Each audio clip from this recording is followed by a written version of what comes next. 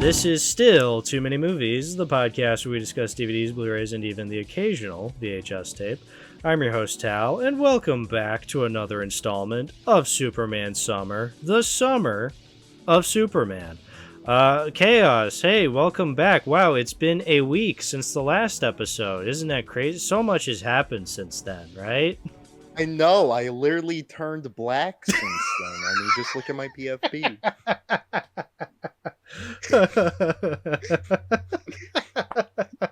It's not like we only recorded the last episode a few minutes ago from now. No. Totally not. Dude, is that fucking blackface?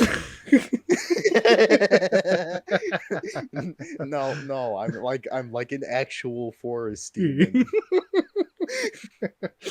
Oh, beautiful. Way to start things off.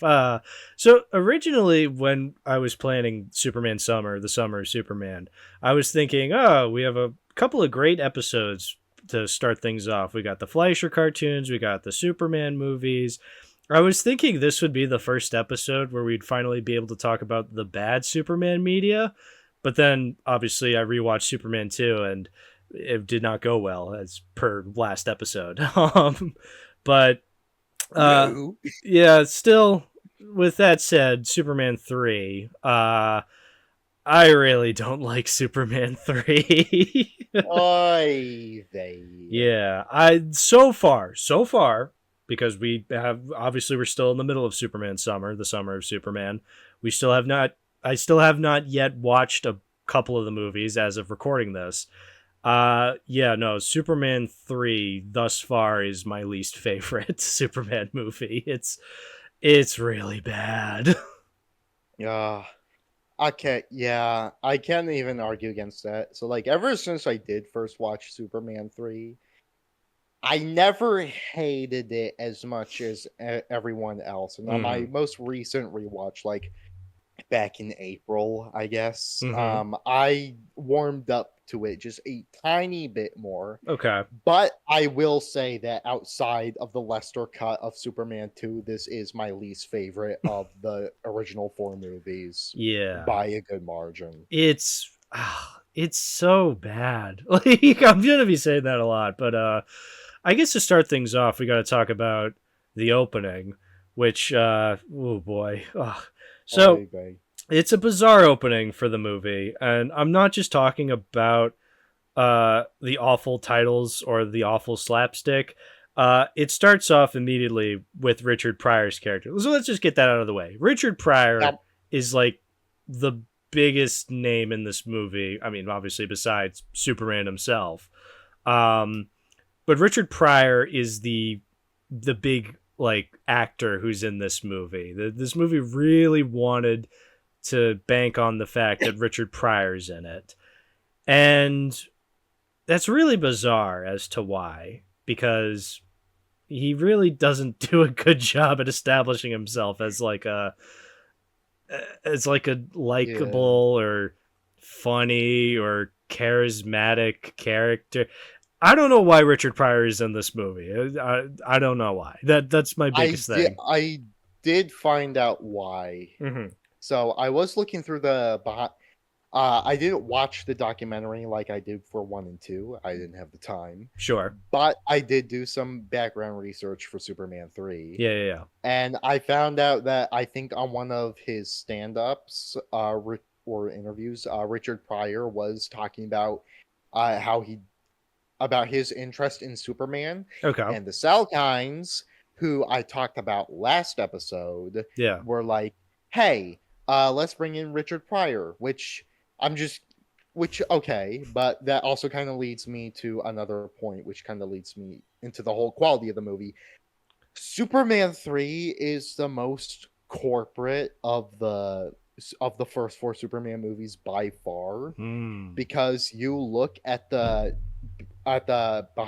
production history for Superman 3 and what happened before the movie, and less of it has to do with Richard Lester, like with Superman 2, but more so what the Salkinds were deciding. Right. So it's very much a movie that was plotted and decided by the producers. Oof. Yeah, oof.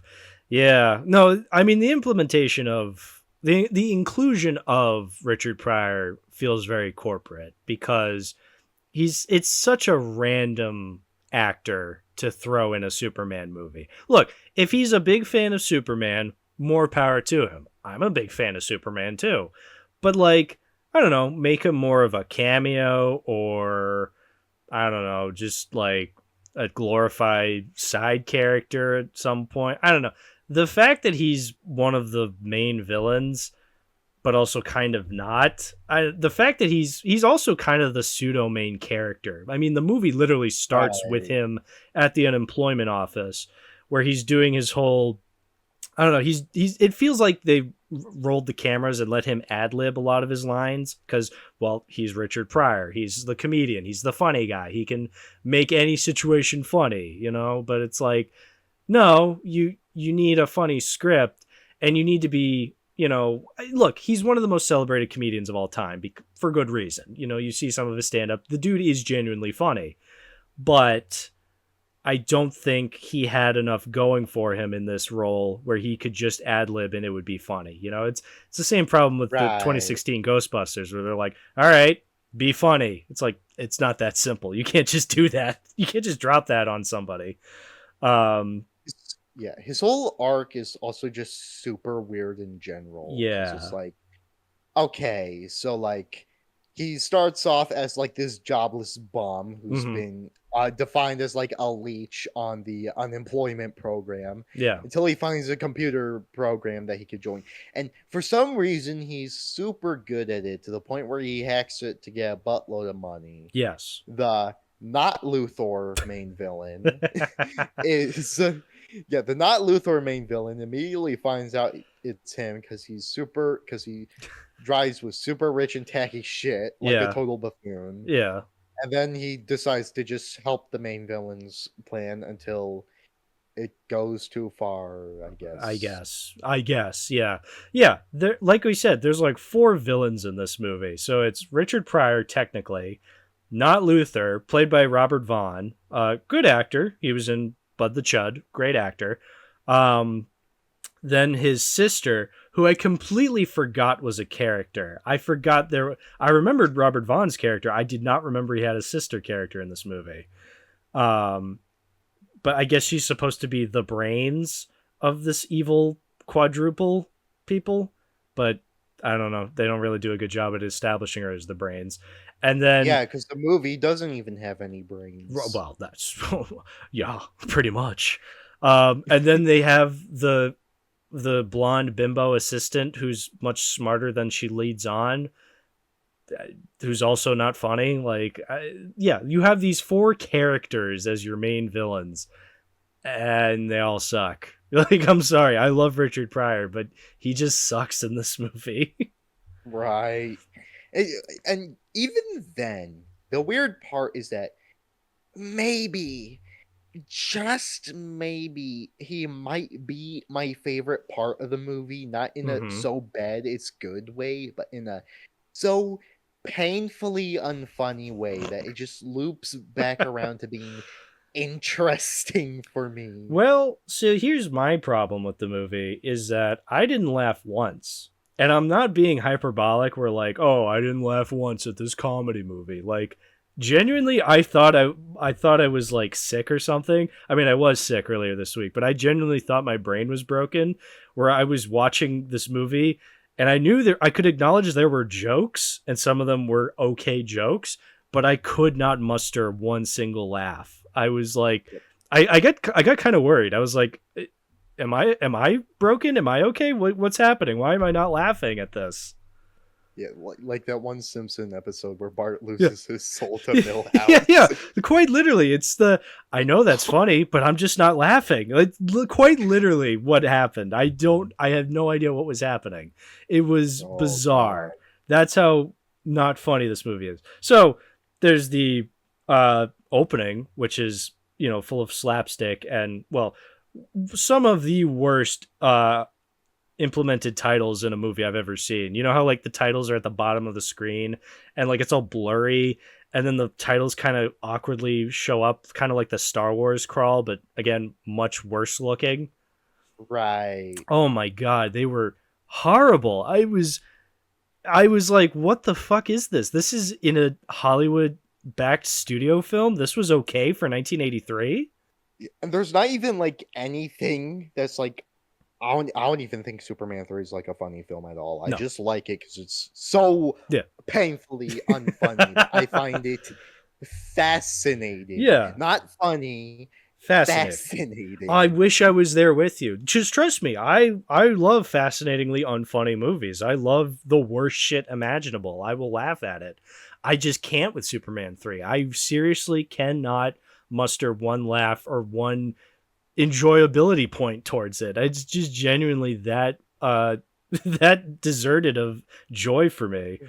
Like even jumping around a bit, I'm Mhm. just constantly like, okay, why are you doing these slapstick opening credits? Why do Yeah. you have like a whole bit where Richard Pryor skis off a fucking building and Yeah. his legs are perfectly fine? Yeah.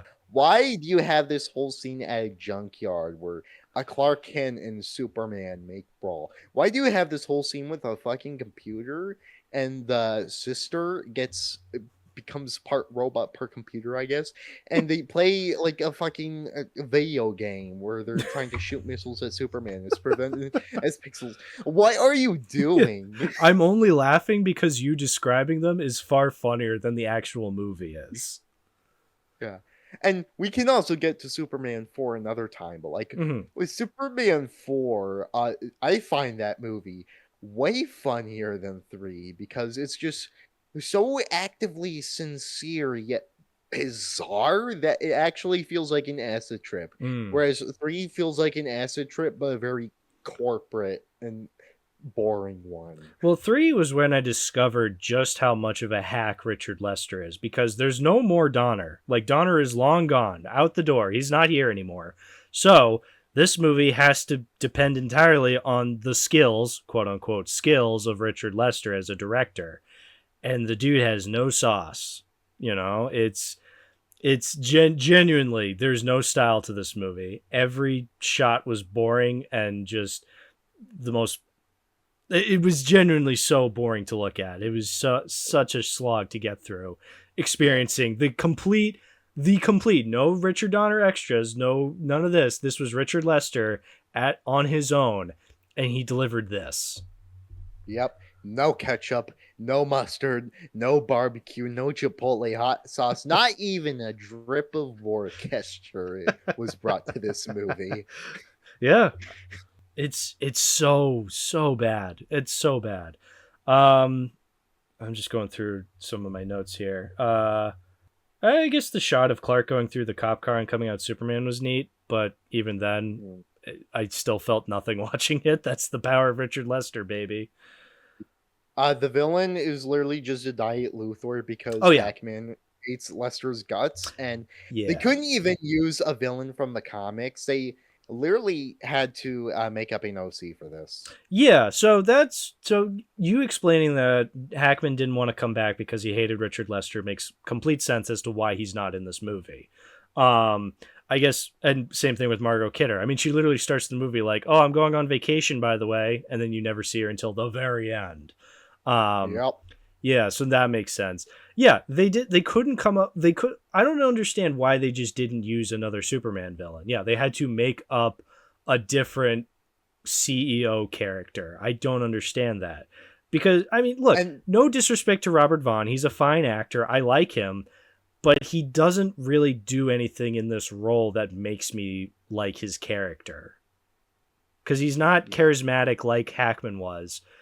Um, where he can work with some of the wonky dialogue. Like, I don't know, he just never was able to establish himself as somebody other than a Diet Luther.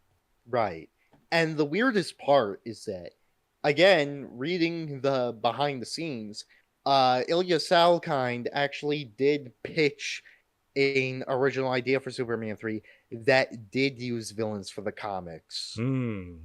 There was the original idea was to have Mr. Mixius Pidalic, Yeah. whose powers would just cause chaos, and the main villain of the movie being Brainiac, but being different from the computer that was seen in the movie, rather an alien from Kolu like he is from the comics, but finds Supergirl in a similar vein that John and Martha do. This idea wasn't picked up though because of budget costs, and it would just be too expensive. But I'm partially glad they didn't go with this because not only not only did this pitch have Brainiac forming feelings for Kara, but also Clark and Kara getting married at the end of either 3 or 4. But they're cousins, right? Yes, they are cousins. Sweet home Krypton. Oh, Where the God. skies are so black because they're in the vacuum of space, Krypton doesn't exist anymore. Yeah. Anyway. And what makes the Brainiac part funnier is I forgot to mention this in the last episode, but later on, DC would go on to publish Superman 78 comics that are like more stories set in the Donnerverse. Right. I think I have one of it can those. be there was the first one, and then there was a sequel called The Mel Curtain. Unlike the Batman 89 books, I don't think it decanonizes 3 and 4 last time I checked.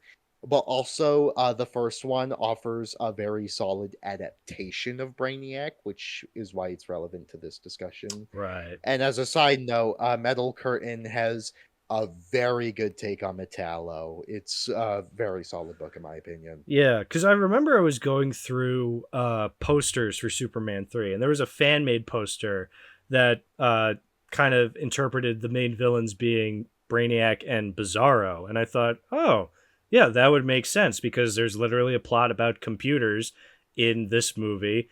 And then one of the subplots is Clark is fighting himself internally, like, you know, the evil Superman, which is like, yeah, that's what Bizarro is as far as I know. So it's like, hey, that could be a fun twist if that was actually Bizarro. But no, it's just an internal fight he has with himself where he splits into 2 people and fights Superman. I guess it's so weird. Yeah. So that's not even, so that's the thing. Like the movie where it's focused, I mean, the movie's mostly focused on Richard Pryor's character and the Robert Vaughn character. We get a lot of scenes with them, and it's really obnoxious. On the opposite end, we get Superman and the Clark scenes. Clark is, because there's no Lois Lane in this movie, Clark has to go back to Smallville for his high school reunion and hooks up again with Lana Lang. So we get a lot more Lana Lang in this movie, which could be fun. I actually was kind of interested in seeing more of Lana Lang because I had forgotten that she was in this movie. Right. And like, I think that there's some interesting stuff with Lana, like the fact that she's a single mother. It's not, and I will admit, it's one of the reasons why I kind of like this movie is because when it's just Clark and Lara, I do think that these scenes are kind of nice and genuine. The issue is that while the Ross Webster stuff and stuff with August Gorman, Richard Pryor's character, is straightforward, but also just very unentertaining and unfunny. Yeah. The Clark and Lara stuff could be interesting, is a little interesting, but the pacing is so bad because their plot is just really disjointed. Yeah. Because it's just sequences of things happening. Yeah, there's no flow between the Richard Pryor scenes and the Superman scenes. Like, they just kind of happen. It genuinely feels like it genuinely feels like Lester just doesn't know how to direct movies. He's just doing what he feels he's supposed to be doing when directing a movie. He's like, yeah, then this scene happens, then this scene happens, then this scene happens. It's like, but there's no flow to them. So it's just this awkward pace. Right. Wait. Flow? Say that again. Well, this movie sure ain't the cat's meow. Yeah. Oh, shit. Wait. Okay, how am I going to be contrarian in this episode? I gotta find a way. Okay, let's see here. I'm pulling up Letterboxd right now. Flow. 2024. Okay, 4.1. Real time dropping it to a 2. There we go, baby. That's the power I'm of so proud. the power of Superman 3, baby. I'm so proud of myself. Superman 3 is so bad it made Flow worse.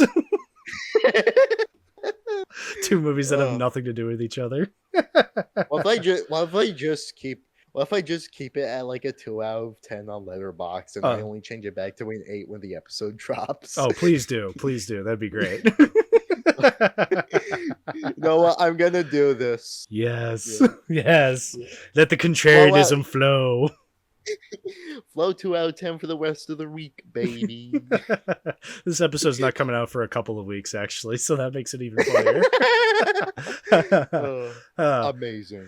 Yeah. I'm just going through some other things. There was the line when Richard Pryor didn't want to go to jail, so he said, "I don't want to go to prison because they have robbers and rapists who rape robbers." It's like, that's a funny line, but I wasn't laughing because the movie is so boring and not funny that like I was genuinely just not laughing at all.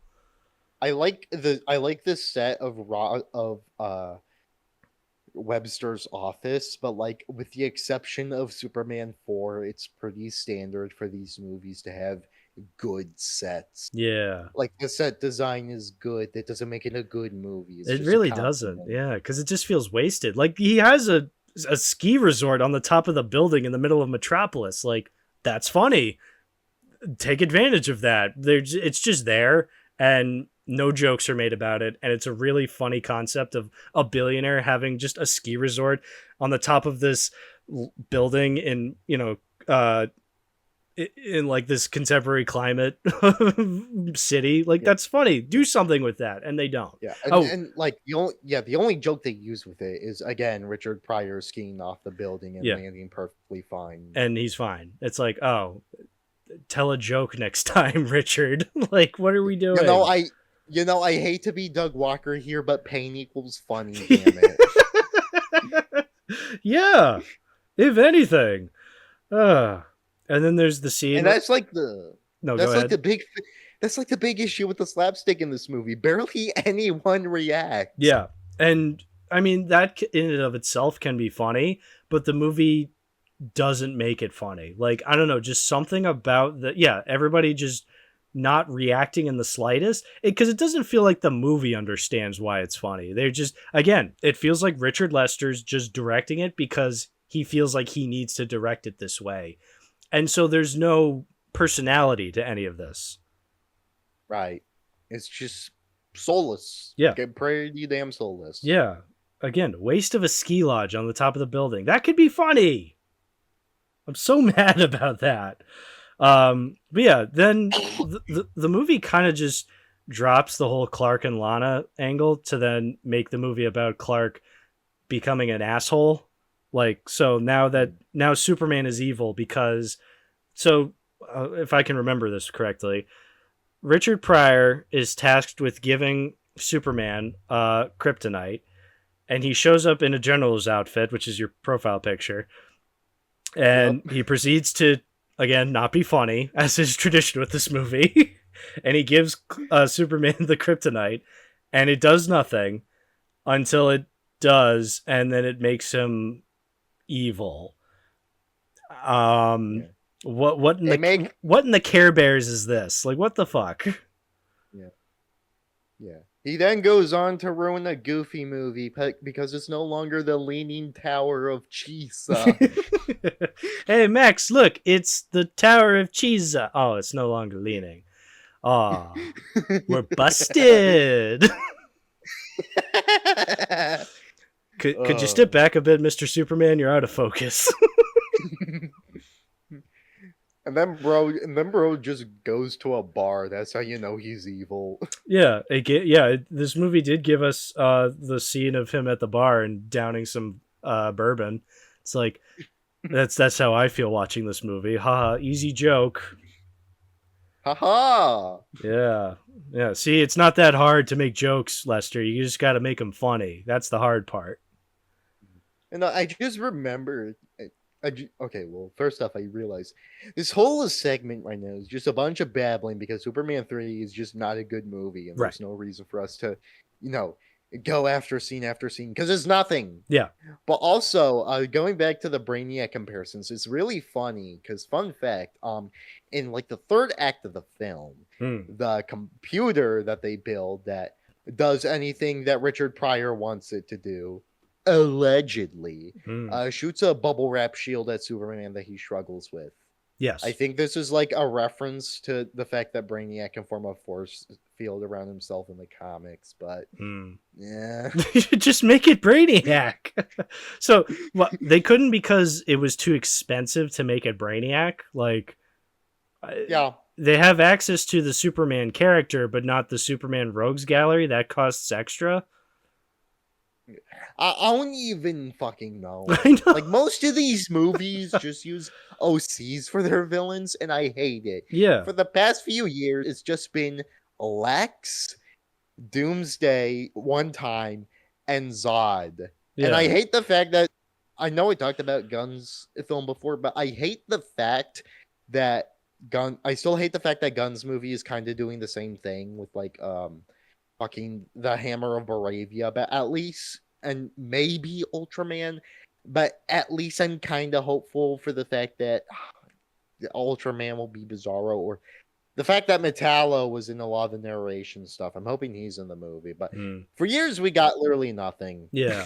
I mean, we are getting Yeah, Lex fucking again, but like at least Nicholas Hoult looks like he'll play a good Lex. But yeah, it is annoying that we're getting the same characters again and again. I mean, it's like it'd be nice to see new characters portrayed, you know? Yeah, and like on the plus side, if you want to see more of Superman's villains outside the comics, you always have the animated movies, and I still think that Superman the Animated Series and My Adventures with Superman do deliver on that front in spite of some issues, but with the movies, they've just been floundering. And yeah, I think Superman 3 is probably the worst of that. Oh yeah, it's literally just OC villains. It's the worst offender because it's only OC villains. There's no Luthor off to the side. There's no Zod. It's literally just Richard Pryor and carryover and just a diet Luthor and his sister and assistant who's smart but also dumb. It's like, I wouldn't mind if these characters were interesting. And they're not. Right. They're not. Like Richard Pryor, it genuinely feels like he's struggling to make anything work comedically. And I don't blame him because halfway through watching Superman 3, I had to pause and look up stand-up from Richard Pryor to make sure I wasn't broken. And I started crying laughing at a lot of his stand-up because the dude is genuinely funny. There's a reason he's one of the most celebrated comedians in history. The dude was talented. It's thanks to the lifeless directing that makes him not work. And you can't just give him any material and he would make it work. Like, you need that strong directing behind him to really enhance his talents. I think like the funniest part of the movie for me was when I just started breaking at like the end of it, because Superman gets like a diamond ring for Lana, and then Brat just comes in and it's like, Lana, you need to respect me more. Then Clark beats the shit out of him. Oh, so yeah, Brad, villain number 5, technically. the random jock from high school who just didn't grow up and has it out for Clark because he's a nice guy. He literally says, you know what, Kent? I hate you. You know why? Because you're nice. And nice guys finish last. It's like, who bullied the writers that they just interpret all bullies like this? Like, what are we doing here? Well, to quote SpongeBob, what about aggressively nice guys? Yeah. Yeah. And so Clark doesn't even beat him up. Brad just runs in to punch Clark, and then he trips on the fold-over bed because they're in a hotel room. He just trips on the bed and then launches backwards back into the hallway, and I don't know, just lands on the fucking cleaner's cart, and everyone's just like, whoa, what was that? It's like, Yeah, again, because the movie slapstick is so terrible, you genuinely have no idea what even happened in that scene. If Superman 3 was made this year, do you want to know why I think Clark would have given Lana instead of a diamond? What? An ender pearl.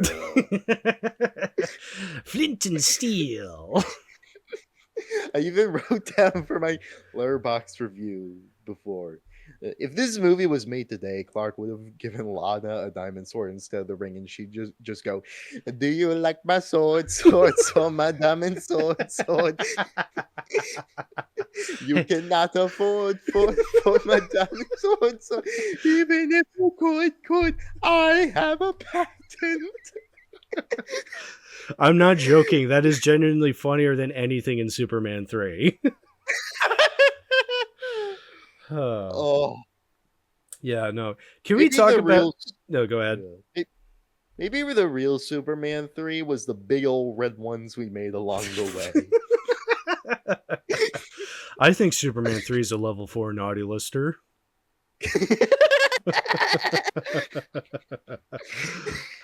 Can we talk about the junkyard scene more specifically?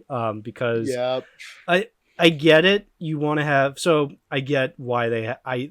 I think I get why they have the subplot of, oh, Superman is evil now, because, you know, that feels like a typical superhero trope you would throw in a movie, like, oh, the hero is bad now. They literally do that in Spider-Man 3. So I get it. Spider-Man's a bad guy? Yeah, exactly. But I don't think the movie does a good job at explaining why he becomes evil. Is it the kryptonite? Like, what? It's the kryptonite. It's solely because of the kryptonite. But the kryptonite makes him weak, not it makes him evil, right? For some, so as is explained in this movie, the kryptonite did nothing. It didn't hurt him, but for some reason, this kryptonite instead made him a total asshole. The reason why you wouldn't be able to notice it is because the fucking rock is still green. I get it, because I guess green rocks are synonymous with Superman, but like, yeah, no, just don't make it kryptonite, or better explain why he becomes an asshole. I'm not kidding. Ghostbusters 2 has a better explanation for why people are mean in that movie than this does. You want to know what like the weirdest part is? In the comics before and especially after this with red kryptonite, there are different colors of kryptonite, different colors Sure. that have different effects on Superman. Sure. They literally could have just used a different color and that explains everything. I would have bought it, yeah. But no, it's just green kryptonite. Yeah. It's still green. Yeah. So, okay, and then in the junkyard is when he finally splits in two, and it's Clark Kent versus Superman. And I just, it's so lame. It is so unbelievably lame watching him fight himself. Not only are the effects not that great, it's so obviously split screen, and then they just use a body double every once in a while. But just, I don't know, it's film. It goes on for way too long. That's another thing. Like, again, harkening back 7 minutes. Yeah, harkening back to Richard Lester's Superman 2, where every scene felt like it went on for far too long. Again, this one's even worse because it's all just Lester. There's no Donner. It's all just Richard Lester. And so every scene goes on for far too long. But especially the junkyard fight. It's so lame. And I just don't feel like this internal conflict was established that well. Again, because he doesn't turn evil until like halfway through the movie. Maybe he would have gone a lot faster if he just brought back his S-Shield bubble wrap that he did in Superman 2. Yeah, because apparently that's the canon version of Superman. You know, it's not the Donner cut. So it's canon. He can do that, but no, he just doesn't do that. Yep. Yeah. No. I'm so proud of you, boy. I'm not. Yeah. And then you'd think that would be like leading into the climax, and then the climax goes on forever, where they go to the supercomputer in the middle of the Grand Canyon, and yeah, the sister character turns into a computer woman something or other. Who cares? Wait, the Grand Canyon? Bro thinks he's Simpsons movie. Uh, Bro thinks he's surviving Sid. Bro thinks he's the Springfield Gorg. uh, yeah, no, it's so lame. That's the main word to describe Superman 3. Lame. Yup. Lame. Yeah, it's so lame. It's way worse than I had remembered. Like, I remembered when I was first watching through the sequels thinking, okay, this one is shockingly bad, because I don't hear many people talk about this one in the same way they do 4 when it comes to, bad superhero movies. But I genuinely feel like this one deserves to be down there with the likes of Catwoman and other so bad superhero movies, Yeah, I wouldn't even blame you on that part because, like, Superman 4 isn't like a very good movie. Right. But I think, like, the thing with Superman 4 is that over time, I have seen more people warm up to it over 3, rightfully so. Yeah. And I think and we can get into this more at a later date, but I think the main difference is that Superman 4, the cast actually had fun making it. Right. The issue is that the production team that the ones distributing it and funding it were just pinching pennies really hard. Right, yeah. Yeah, because I feel like, I haven't rewatched 4. I have no idea how much it holds up. I mean, I remember first watching it and hating it, but that could change. That could remain the same. I don't know. I can't really speak on that until I actually rewatch it for the podcast. But I can tell you right now that 3 was just miserable. And I genuinely would consider it like among some of the worst superhero movies I've ever seen. Like, this is down there with Catwoman. I genuinely think this is worse than Batman and Robin. Like, straight up. Yeah. I know Batman and Robin gets I don't even... Yeah, I completely agree with you there. Yeah. Like, Batman and Robin, I still wouldn't say is good, but when I rewatched it a couple years back, I was like, this is still kind of fun. Like, I still had fun with it.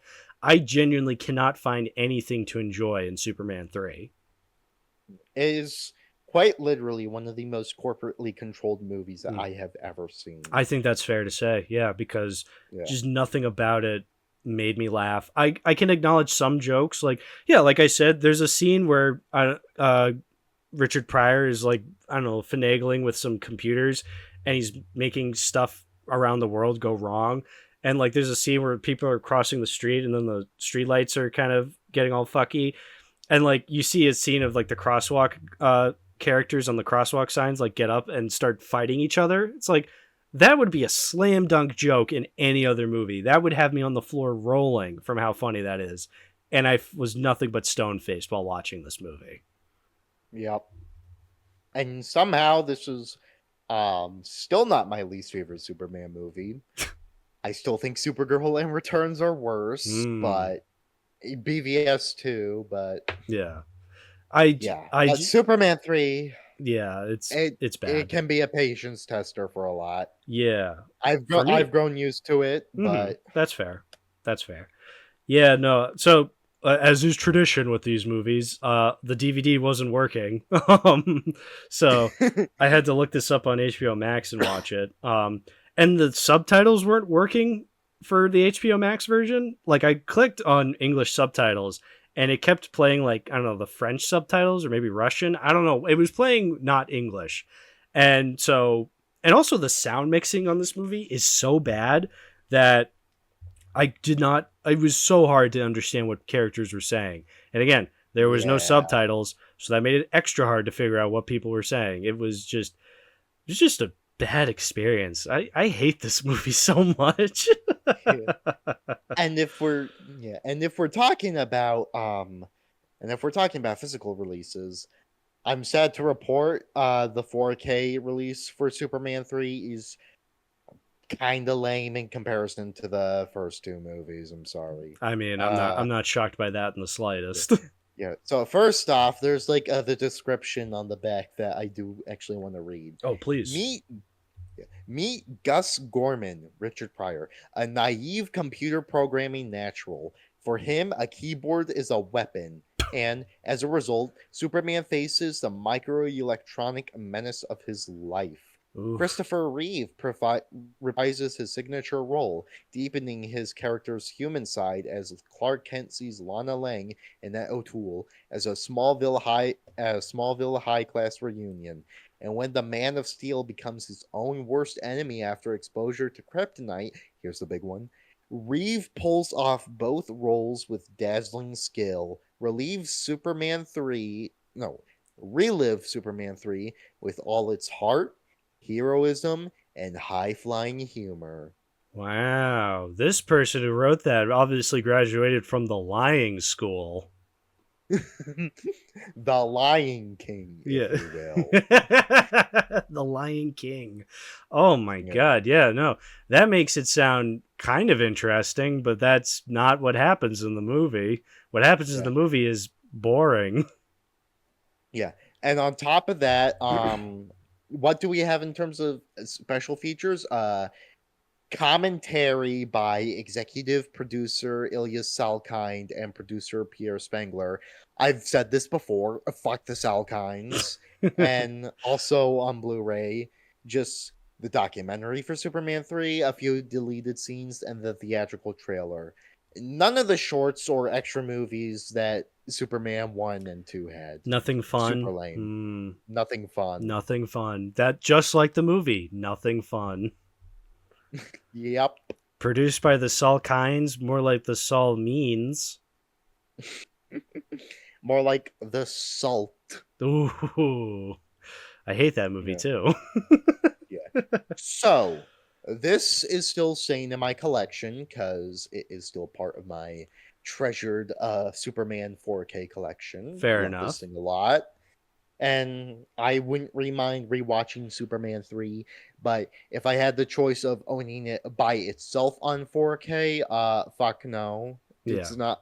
It's really not that worth it. You can get each of the Reeve movies on their own 4K, right? Or does it come in a collection? Last time I checked, I think you can get all of them on their own, especially the 1978 one, which should be super easy, but there's always the 4K. I just have the standard version of the 4K collection. There's a Steelbook edition that was a limited edition, has a bit more extras, I think, but also really expensive. So no. Okay. Yeah, I can definitely. Yeah, I'm looking it up on Amazon. I definitely can get the 78 film on its own 4K, which is good. So far, so good. Yeah, that's nice. Great. Yeah, Superman 3, not great.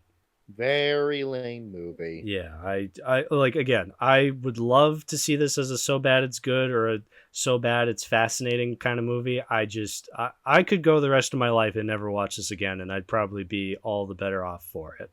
And I might rewatch this from time to time, but for marathon purposes and nothing else. I would probably never willingly rewatch this on its own ever again. Yeah. So yeah, I think we should move on to a better movie. Oh, well, I mean, comparatively speaking, I never in a million years would have thought I'd find salvation in Man of Steel, but you know what? We're living in a crazy time. Anything's possible at this point. Yep. Oh boy, do I have my own history with Man of Steel. Yeah. So obviously we're going out of order. We've done all the Reeve films. I know we still have one left. We still have Returns and Supergirl and all that. And we'll get to those, but as is tradition with this podcast, I need to own at least one movie on any given episode. So the way I've decided to, kind of organize this is I wanted to do Superman 3 because I have that on the disc, and pair it with Man of Steel, which I don't have. I used to have Man of Steel on DVD. I did. And then for years even I had it. But then one day I just decided to get rid of it because I'm like, it's Man of Steel. I don't care. Rewatching I own a steel book for it, which I'll grab in a moment when the time comes to discuss the physical media, but not right now. Yeah. I'll say this. It's one I keep coming back to, Man of Steel. Obviously, it was a very controversial movie in its heyday, and even to this day, still not really agreed upon if people loved it or they hated it. I mean, you get a whole myriad of opinions when it comes to Man of Steel. It's one of those movies. It's always going to be controversial in one way or another. Obviously, Right. more controversial films have come out afterwards that have taken the spotlight, but it definitely is still one of those movies that varies from person to person. For me, at first, I didn't hate it that much. On subsequent rewatches, I grew to hate it more. I think nowadays I'm at a point where I can say I don't respect it as a Superman movie, but as a movie in a vacuum, and plus considering what we got later on from DC, it's not the worst thing in the world anymore. I'm kind of in the same boat, though a little different. Sure. So basically, when I first watched Man of Steel back in early 2022 for my DCU marathon, which was pain, as you can imagine, it's not a very good franchise. Yeah, I hated Man of Steel because I was getting into Superman a lot, and it was just way more boring and way more grim than a lot of the other shit I've watched, especially since 2021. I closed out the year with watching Legion of Superheroes for the first time, which is a DC superhero teen show that had the same art and character designer as Teen Titans, and one of the main characters on the show was Superman, because the Legion of Superheroes is actually pretty important to Superman lore. So that really got me into Superman even more, and then watching Man of Steel just got me super soured. And then the more that I thought about it and watched it, the more that I really hated it, especially considering of how cynical, grim it was. But also, I was on Twitter at the time, and big mistake. The Snyder... Yeah, and this was the year right after the Snyder Cut release, so the Snyder cult was bad. Ooh boy. Like the arguments with them were always some of the worst. Yeah. Genuinely toxic and brain dead people. Ugh. And this was all in early 2022, where this was just some of my most stressful time on the internet. Yeah. And I rewatched Man of Steel, tried rewatching Man of Steel again after that, and I thought, okay, I still hate this, but there are elements of it that I do really like. Sure. And then late 2022 came around. I think we remember which DC movie came out late 2022. Take a hint. Yes. We'll take a guess. How could I forget when the hierarchy of DC was about to change? It was about to change so much that Snyder literally lost any chance of making another Superman film, and James Gunn got the honor. So for the past 3 years, the Snyder cult have just been in a massive cope and seethe state, and I'm like, okay, 2022, I was just in a constant state of worry that the Superman going forward would just be Snyder Superman. That would be horrendous for the brand. Like, absolutely terrible. Yeah. But now that we're in a new era where we're getting the DCU and we're just getting Gunn's version, and I'm more optimistic of it now that I'm not surrounded by a nitpicky bitches, or bitch who I call Bruno because we don't talk about him. I have grown to hate Man of Steel even less. In fact, after my 5th rewatch, which I rewatched a 4th time in 2023 and thought it was terrible, but kind of liked it because it was kind of funny. And it was also way better than The Flash. I now sit comfortably in the opinion where I think it is a mid movie. It is a interesting sci-fi movie, but a lame Superman movie. I can agree to that. I think so. Yeah. Because, my history is that I didn't initially see it back in 2013. In fact, I thought it was really funny looking back. I have this memory, actually, now that I think about it. I'm just remembering this. I had math class freshman year, and there was this teacher, and I remember, like, a couple weeks apart, he went to go see Star Trek Into Darkness, and Man of Steel. And I remember him coming back from Star Trek Into Darkness and being like, oh, it was so awesome. It was so cool. Which Into Darkness has its own fair share of, controversial aspects to it that kind of divide the fan base with that. But then he went and saw Man of Steel a couple weeks later. I think it had to have been a couple weeks later. He came back and we were just like, how was Man of Steel? And he goes, it sucked. It was so bad. And then Heresy. Yeah. Heresy. Destroy him. And then I had a friend growing up in high school, actually. We went to the movies a lot together. I didn't see Man of Steel with him, but I remember him telling me that he saw Man of Steel and he hated it. And this is a friend I went to go see Pan and Fan Four Stick with, and we were both like, these weren't that bad. It was okay. They weren't great, but like this was a guy who was willing to see, Fan Four Stick as not that bad, but he was just like, I hated Man of Steel. It was so bad. It's like that stuck with me for a while.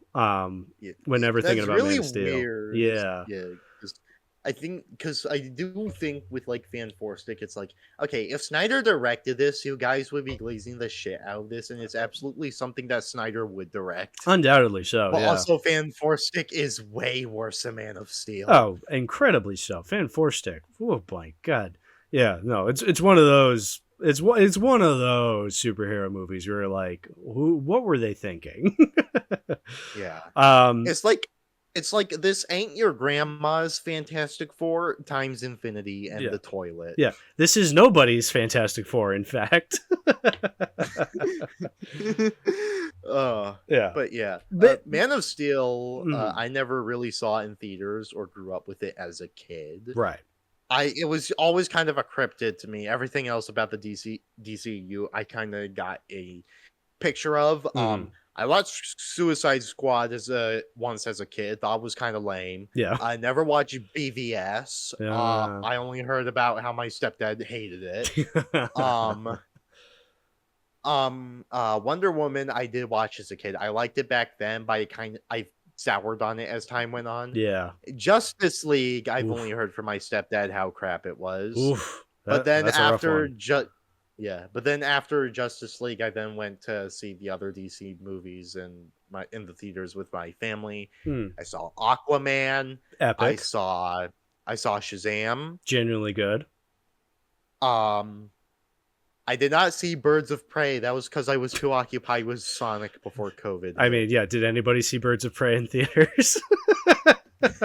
No. I mean, no. Yeah. And then I saw it later in 2020. I was like, oh, yeah. I'm glad I went to see Sonic and not this. So. Yep. Yeah. Bad movie. Ugh. I did go to see. Well, no, I didn't see the Suicide Squad in theaters. We saw that. We saw that on Max, yes, and I thought that was good, if not the most interesting part of that year for me, because that was my big Godzilla year. So. Oh yeah, big Godzilla year 2021. Yep, I watched all the movies then, but ever since the Batman came out, I've made it a goal to see every other DC movie in theaters since. I saw League of Super Pets. The ever classic. My first episode. The OG, first Chaos episode, League of Super Pets. Yeah. Epic times were had. Yeah. I saw Black Adam. Everyone's all the favorite. 2020 all the 2023 DC movies, all 4 of them. Yeah, what was most that? of them were bad. Yeah, there was The Flash. What else came out that year? Shazam 2, Blue Beetle, and Aquaman 2. Oh yeah, I still haven't seen Aquaman 2. That's the one DCEU film I haven't seen. Yep. And then 2024, we just got fucking Jonkler 2. Oh yeah. Yeah. Man, can we go back to 2019 when DC was on top? But yeah, Man of Steel was that mysterious film for me. I barely knew anything about before seeing it. Okay, yeah, no, Man of Steel. It's because I was definitely on the internet when it was controversial. I remember the Nostalgia Critic review of it. I haven't rewatched that one. I'd like to, but I just remember it. You know, he tried to be the centrist with that one. I mean, he was still the one going like, Man of Steel sucks. And then Angry Joe was like, Man of Steel is fucking awesome. Yeah, that's a video I need to rewatch. I guess to talk about Man of Steel specifically, like the actual movie itself. I will say, okay. yeah, it starts off kind of interesting. I'm not a fan of this movie's Krypton. I'll say that. I'm not a fan of the Snyder Krypton. I think it's a little too generically sci-fi.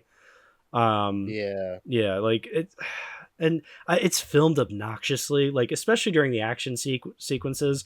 Snyder does this thing where he'll take like a shot that's so obviously entirely CGI and have the camera zoom in to make it look like an actual camera is in universe, kind of like capturing everything, you know, because you have the shaky camera every once in a while, which is already obnoxious. But then you have like this, I hate this because JJ does this too in his movies sometimes, where you have a shot that's so obviously CGI and you'll have the camera zoom in to make it seem more realistic, quote unquote.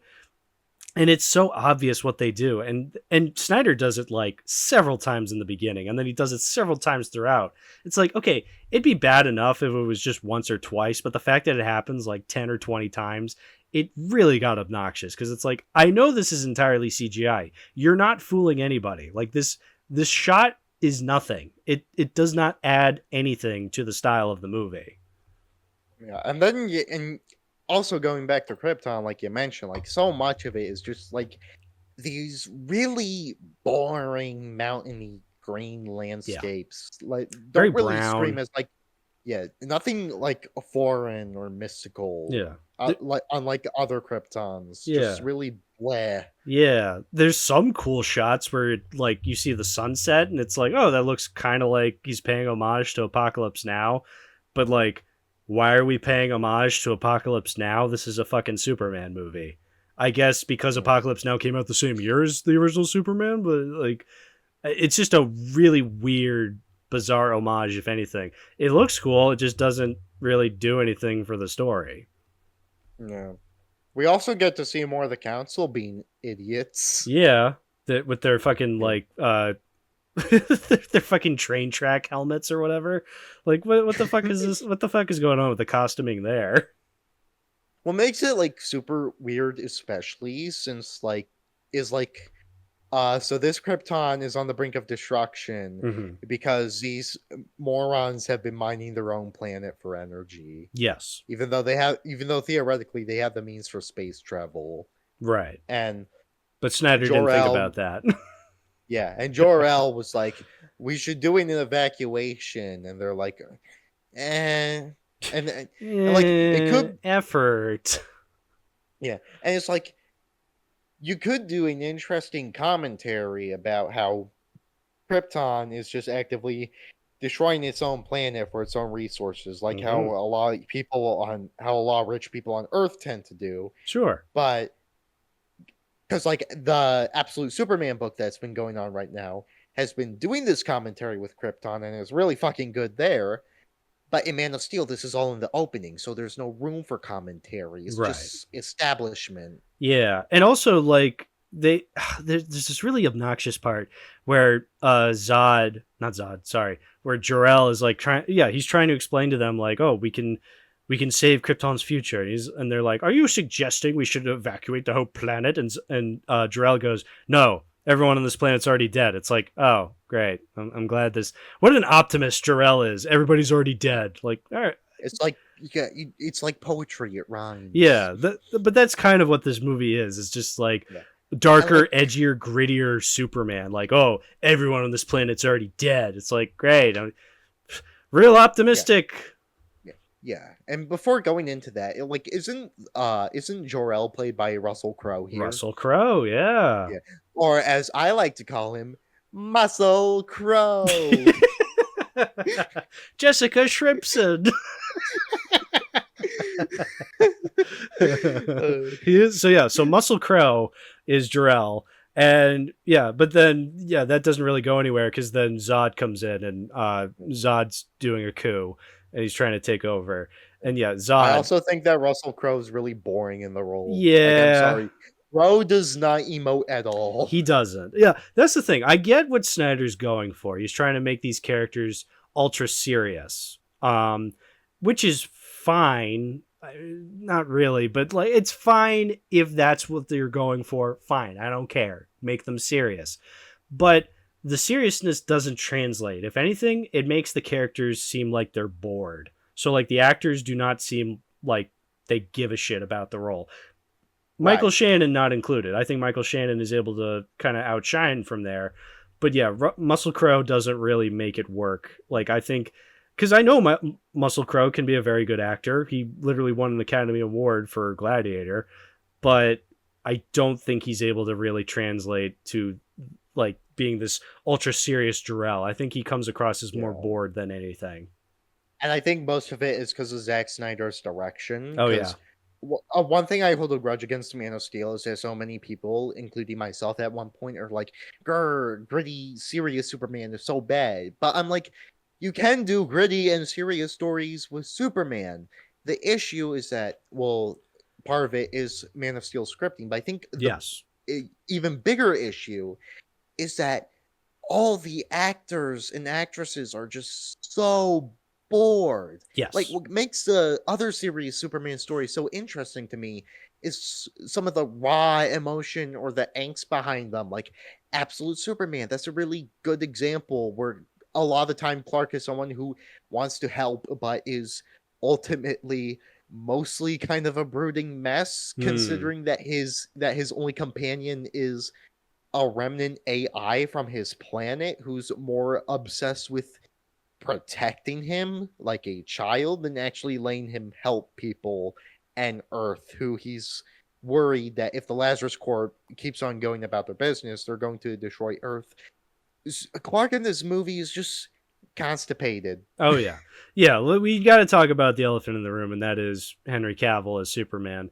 What a wasted performance, man. I just Uh, so because like yeah, you're saying yeah. I think personally, from what my experience of Superman, I don't think you should do a gritty Superman. I think when it comes to Superman, he's not gritty like Batman. He is this beacon of hope. He's this light, fun superhero. He has moments of darkness. That's totally fine. You can do that. In fact, the Richard Donner movie did that perfectly. You could have moments of darkness for the character and still be this fun, optimistic character. right. But if Snyder's going for dark and serious the whole way through, I disagree with that, but I'm willing to give it a chance because, you can do a different interpretation of the character. In fact, that's what makes, that's what makes comic book characters so much fun is that there's like a million different versions of the same character. There's a million different Batmans you can choose from, and that's fine. But I think it is fundamentally going against Superman as a concept, though, and that's what makes it kind of you really got to get this right. The fact that you get a gritty Superman, you got to make that, you got to nail that. And Snyder, I'm sorry to say, does not have the skills to really nail that version. I think it's worse in BVS, Yeah, which is another thing we'll get to. But I yeah, think with BVS's case, it's much more it's much more the issue that the movie has with its own philosophies and messages that I think is just not accessible to anyone unless mm. you're a super objectivist, which is I think a pretty fair accusation that people have levied against Snyder. I feel like even with that, I think it also BVS came out 3 years after Man of Steel, so I'm sure after Man of Steel was so controversial, I'm sure Warner Brothers was like, "Hey, make sure you do this. Make sure you do this. We don't want another Man of Steel on our hands." It's like maybe you shouldn't have Right. hired Zack Snyder to begin your big DC cinematic universe.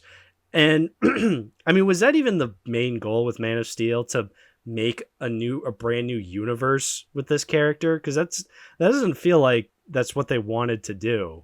It feels like they just. Green Land Green Lantern was supposed to be the jumping on point for that, but that movie completely bombed, so they used Man of Steel for it instead. And I'm their idea sorry. with it was Green Lantern Yeah. was your starting point? Are you high? Like DC? Green Lantern. You're not going to start with the Superman movie? I mean, Yeah. then again, DC started this new franchise with Creature Commandos, so who even gives a shit anymore? Why not? I mean, at least with that, we're getting another Superman movie to Yeah. start off the movies. Right. But still. at the very least, in current 2020s, DC has a bit of creativity under its belt. When Man of Steel was released, this was the New 52 era where we were dealing with, which was being run by the Jeffrey Katzenberg of the comics industry, Dan Didio. And so the only ounce of creativity that they had with making Man of Steel was do Dark Knight, because that worked. But for Superman, which is the worst. It's like, yeah, because Christopher Nolan did do the story for this movie and produced it. It's like, okay, why? Why are we giving Nolan, why are we giving Superman to Nolan? Like, look, I love Nolan. I love his movies, most of them even. I even love his Batman, but like, why are we handing Superman over to him to write a story for? That just doesn't make any sense. And I guess that's where the whole time jumping aspect comes into play, where it's like, oh, this movie is told out of order just because, no. But it's weird because Nolan wrote the movie or co-wrote it with David S. Goyer. But the movie feels like it was written by a guy trying to pretend to be Nolan, with the whole jumping around with the out of chronological order storytelling. Well, part of it feels like it was written by someone like Nolan. The other part of it feels like it was written by the guy who wrote Blade Trinity. Well, David S. Goyer. Yeah. But yeah, going back to the Dark Knight thing, I think that's my biggest issue with Man of Steel overall. Sure.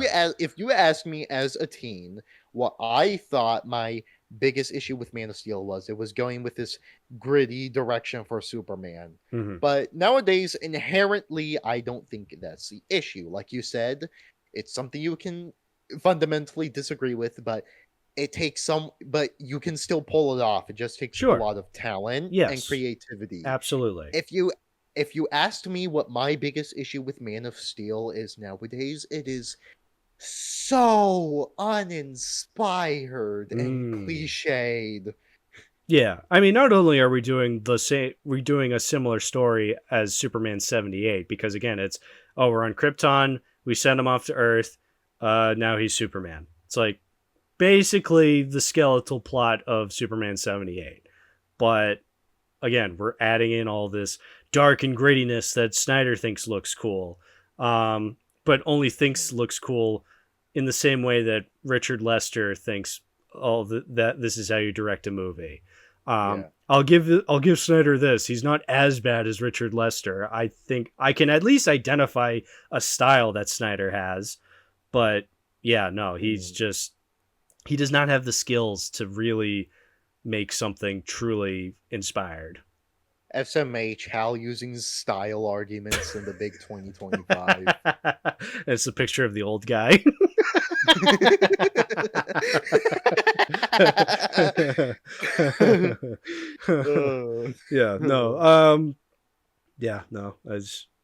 You talk about something. It literally uses one of the villains from Donner's movies again. Yeah, Zod. Which goes for both Superman movies that Snyder directed. Still sucks in my opinion. Literally just use new rogues, for the love of God. Yeah. I mean, I don't mind that it's Zod for this one. I'm glad they didn't just do Luthor again. I mean, they obviously saved him for BVS, and we'll get to that when we get to that. Okay. I don't mind that it's Zod this time. And in fact, like I said, this may be a hot take. I mean, you agreed with me, but I think I like this Zod better than the original Zod. I like Michael Shannon. I think this was my first movie I ever knew who Michael Shannon was. I think it was because of this movie. I don't think I ever saw him in a movie before this, or at least I don't remember. But I think the Zod is really cool. I think writing-wise, he leaves a lot to be desired. But I think Michael Shannon's able to make a very good performance work from this. Well, very good performance is probably a big way of putting it.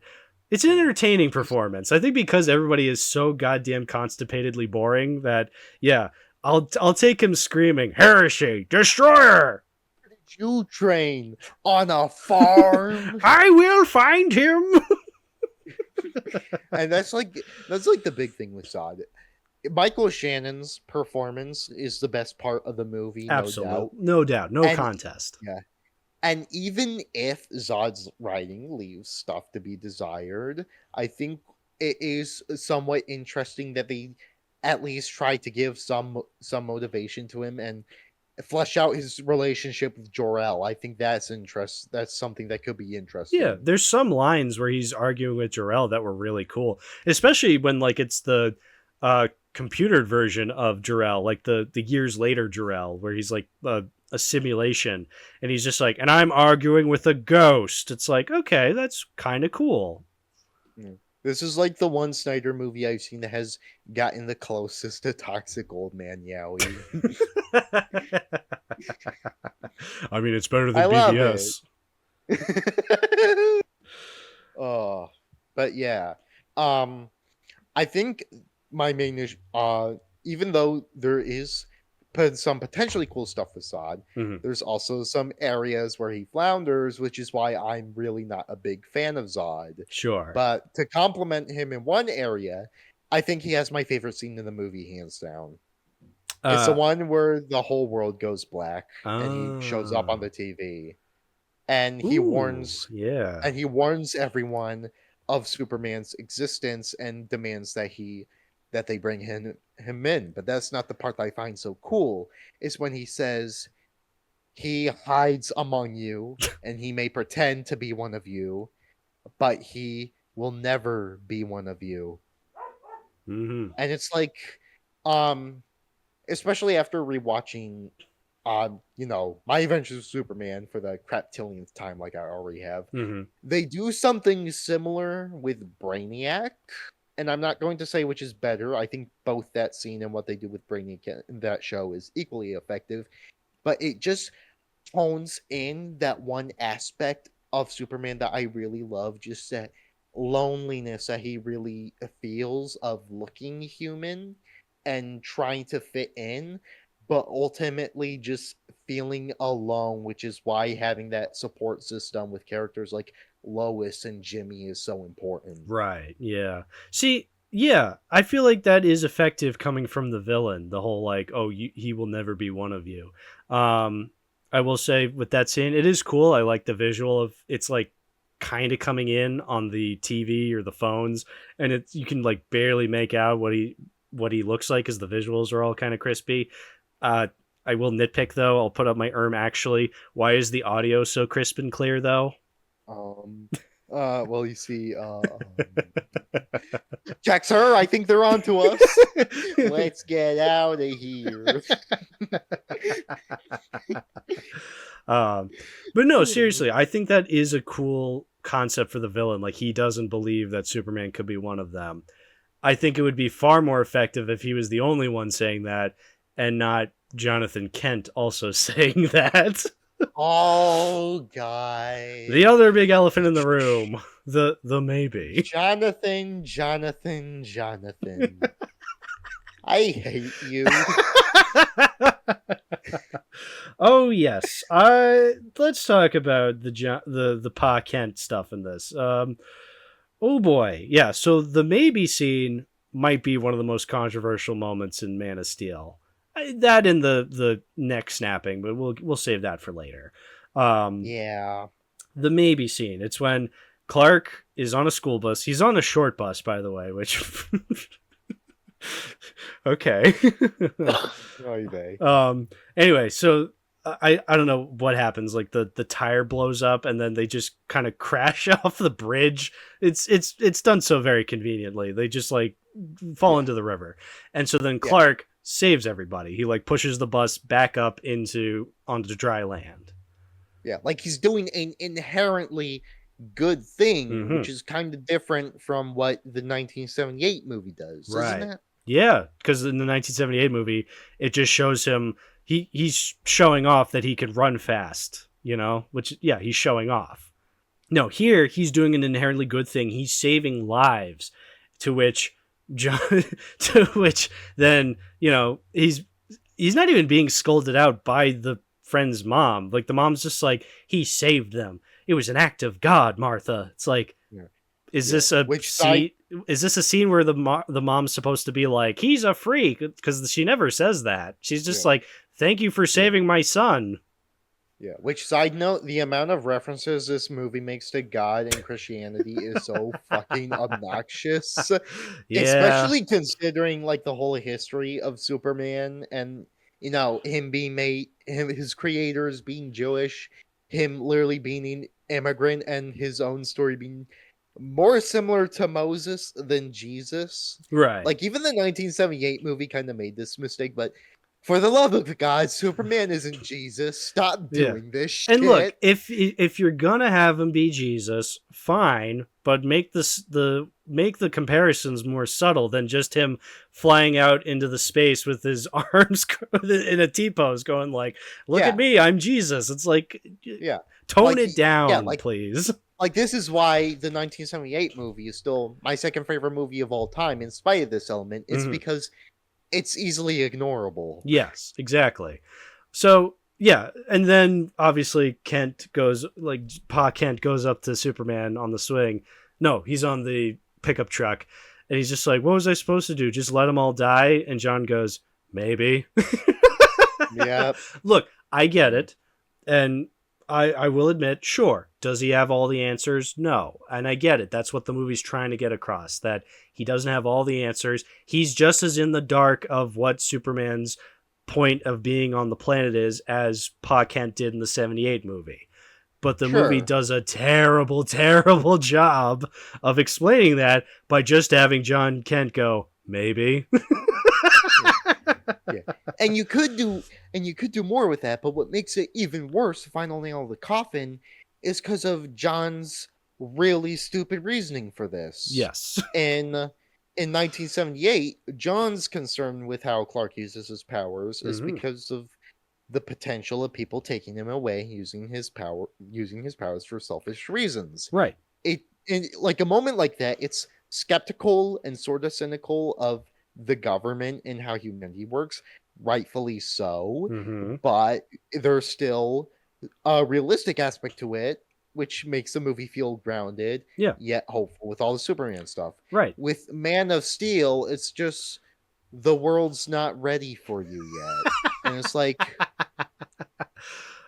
what do you mean the world? What, you got a mouse in your pocket? What are you talking about, we? Like, what are you talking about? The world's not ready for somebody to save them? Like, yeah. And I think I know one of, if not the main reason why the movie went with this explanation over what the 1978 movie does.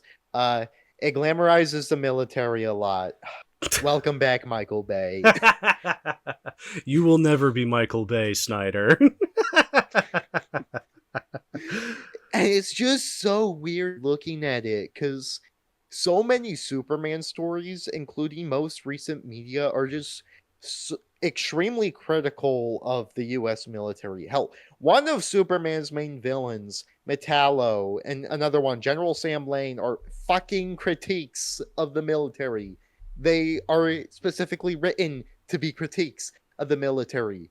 But no, we can't have that. We gotta have these soldiers doing epic shit. Not talk about them doing what ICE is doing right now. No, we gotta ignore that.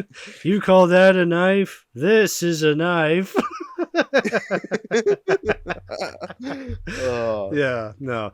And again, if you're going to do that, fine, but make it cool or stylistically interesting. Do something.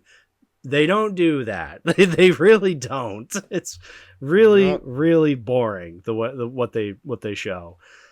Yeah. But yeah, and the other I think that's like all that I really have to say for that part of Smallville. So the other controversial shit is like the neck snapping. Right. Yeah. Is that what you wanted to talk about? The neck snapping? Because Sure, Okay. because it's the other controversial part, but not Yes. my least favorite scene in the movie yet. Yeah, So you know let's what? talk about it. Yeah, you know what? I didn't hate the neck snapping in this one. Like I thought I did, but like I think that's just because other people hated it. So when I was an impressionable teenager / early 20 something, I'm like, yeah, I hate it too, guys. It's not what Superman would do. It's like Superman would never kill Zod. He literally killed Zod in Superman 2, the Richard Lester movie, and the Richard It Donner movie. He literally killed literally Zod. falls into a misty pit. Yeah, he literally killed Zod in the original movie. So don't even bring me that Yeah. Superman doesn't kill kind of thing. But Yeah.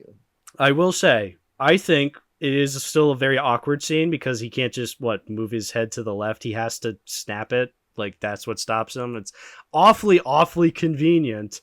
But I don't inherently hate it. It's like, okay, it's kind of a controversial moment because Clark clearly doesn't like doing it, and he even regrets it because he screams at that moment. It's not like, oh, I did it and I feel good about it. Like the movie shows he didn't like doing it. That's got to count for something. Yeah. I don't even hate the scene that much anymore because I personally can tolerate Zod's existence more when he's 6 feet underground. That makes me happy. No, I think the thing that I really hate about the scene is Snyder acting really smug about it in interviews. Like there was one that he had where he says, where he like addresses people that would go, "Oh, my superhero would never do something like that." And his response is, "You're living in a fucking dream world."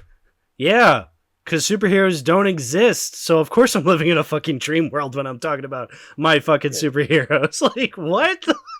Yeah, and the funniest part is that it's so easy to rebuttal this because the Superman movie that came out the year prior to this, Superman versus the Elite, one of the animated movies, literally ends with the main villain of the movie saying the same thing to Superman, and he says, "Good, dreams save us. Dreams lift us up and help us transform ourselves into better people." Yeah, it's a fucking then he'll fantasy never movie. Yeah, and then he swears that he'll never stop fighting for his own dream for a better world. Yeah. I've seen Versus the Elite get some hate over the years. I don't get it. And I think it only comes from people who try to endorse who try debunking the no kill rule way too much. Right. Versus the Elite is a really good movie. Check it out sometime. Okay, cool. Yeah, no, yeah, that's bizarre to me. Oh, you're living in a dream world. Yeah, it's a fucking fantasy movie. Like, I don't understand this constant need to make fantasy movies more realistic. Like, oh, of course these characters are miserable and depressed. It's more realistic that way. It's like, how is that more interesting? If you want your movie to be more realistic, write your characters like actual fucking people. Yeah, not this. Oh god, the worst case was in the scene, like the flashback in the classroom when he runs into the closet and his mom's just like, "All right, honey, just imagine the world." And he goes, "The world's too big, Mom." It's like, who talks like that? What do you? And it's like, that could have been a really good scene where Clark's powers first emerge and he's dealing with, sensory overload, like how a lot of autistic kids struggle with. I really like that, but the dialogue is just so wonky. Yeah. And it is just Like, bizarre. I want to like that scene. But... Yeah, but it is also bizarre. Oh, he never had a problem up until that very moment in the classroom. That's the moment when he started like seeing through the teacher's shirt and seeing all the classmates' skulls and whatnot. It's like, what are we doing? I mean, he could have had other outbursts. I guess. That, but yeah. Who knows? I don't know. It made it seem like this was a significant time that this happened because then his mommy comes to save him from the closet. Yeah, it's just no, I agree though. It could be a really cool scene if it was filmed better and executed better, and it was not. So, yep. And somehow this isn't even my least favorite part of the movie. Ooh, please go into that. What's your least favorite part of the movie? Krypton had its chance. Oh my god, yes. Yeah. The hero of the movie, everybody. Fuck him. I loathe that scene so much, and I think it's very representative of why Superman fans are so sensitive with how the character's immigrant allegory is handled. Because in Krypton had its chance. retrospect, yeah, because in retrospect, I think that there are multiple ways you can handle the immigrant allegory. Sure. Like, you can make, like, I don't care if you make Krypton uh colonizing planet instead of a peaceful planet. Like, sure, that's different from the the Jewish roots of the character, but he's not strictly bound to that. I think No. you can write Superman in a different immigrant with a different immigrant story. That's the cool thing about comic characters. Like you said, My Adventures with Superman does this. Millions of different interpretations. Yeah. But my issue comes with when stories actively write a scenario where Superman denounces Krypton from his heritage and chooses Earth above all else.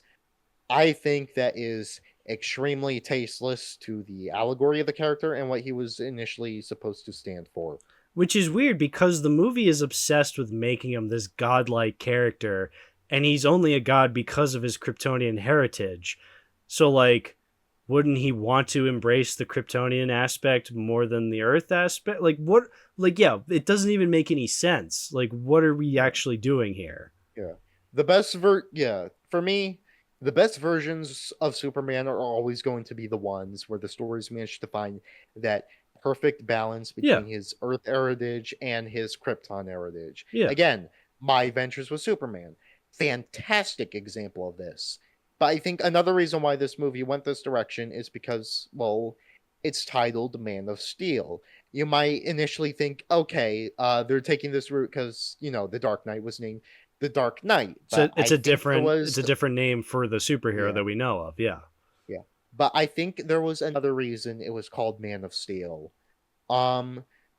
It's based on John Byrne's tenure with the character, which, to be fair, it was a short tenure, and John Byrne still was working alongside other writers like Marv Wolfman.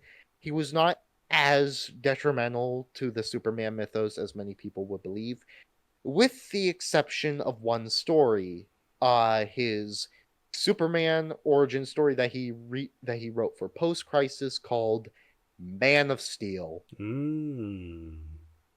And that comic ends with Superman almost like denouncing his Kryptonian heritage in favor of his Earth heritage. John Byrne wrote it that way because he is a xenophobic piece of shit and has openly not like immigrants. Oh, wow. Interesting, actually. Yeah. Again, though, it doesn't make any sense because Superman's a god in this series, but, like, Krypton had its chance. It's like, okay, pick one or the other, Snyder. You can't, if you're refusing to do both, then you can't do both. And the worst part is that a lot of people actually think that Snyder's movie is better than Byrne's material, which I haven't read, but I know a lot of people say that Zod getting killed in Man of Steel is still way better than how Byrne handled it, which I haven't read it yet, but that's scary. That's pretty funny. You think that's bad? But I think it also does explain a lot of shortcomings that the movie had, because it's just a lot of it is inspired by a shit stain of a human being and writer, if I'm being honest. Like, not every work that John Byrne has written is bad. Sure. In fact, a lot of it is good. Yeah. Even if a lot of it still manages to slip in some pedophilia, but oh, that dang old chestnut. Yeah. He has a very interesting obsession with making adult heroes kiss the younger versions of the female characters. He's done this multiple times. What a bizarre fetish. Who does that? And So now, much so that he even ate that in his Fantastic Four run, he even aged down Sue Storm's initial age from when she first met Reed Richards. tonight's episode, the writer's barely disguised fetish. What? I don't get it. I genuinely don't get it. It's so creepy. Yeah, weird. Well, there's no pedophilia as far as I can tell in Man of Steel. It's just, well, it's just bad. No. Yeah. No. Yeah. I will say one thing I've realized while rewatching. I want to talk about this. There's an actor in this movie, Richard Schiff. I don't know if you even remember which character that is. Do you remember the doctor, the Dr. Emil? What's his name? Emil Hamilton. Yeah, the guy with the glasses. Yeah, Yes. that is the actor's name is Richard Schiff. He played Toby Ziegler on The West Wing, and I'm bringing this up. I finished The West Wing, one of my all-time favorite shows already. It's so good. Oh wow. Yeah, no, it's really, really fucking good.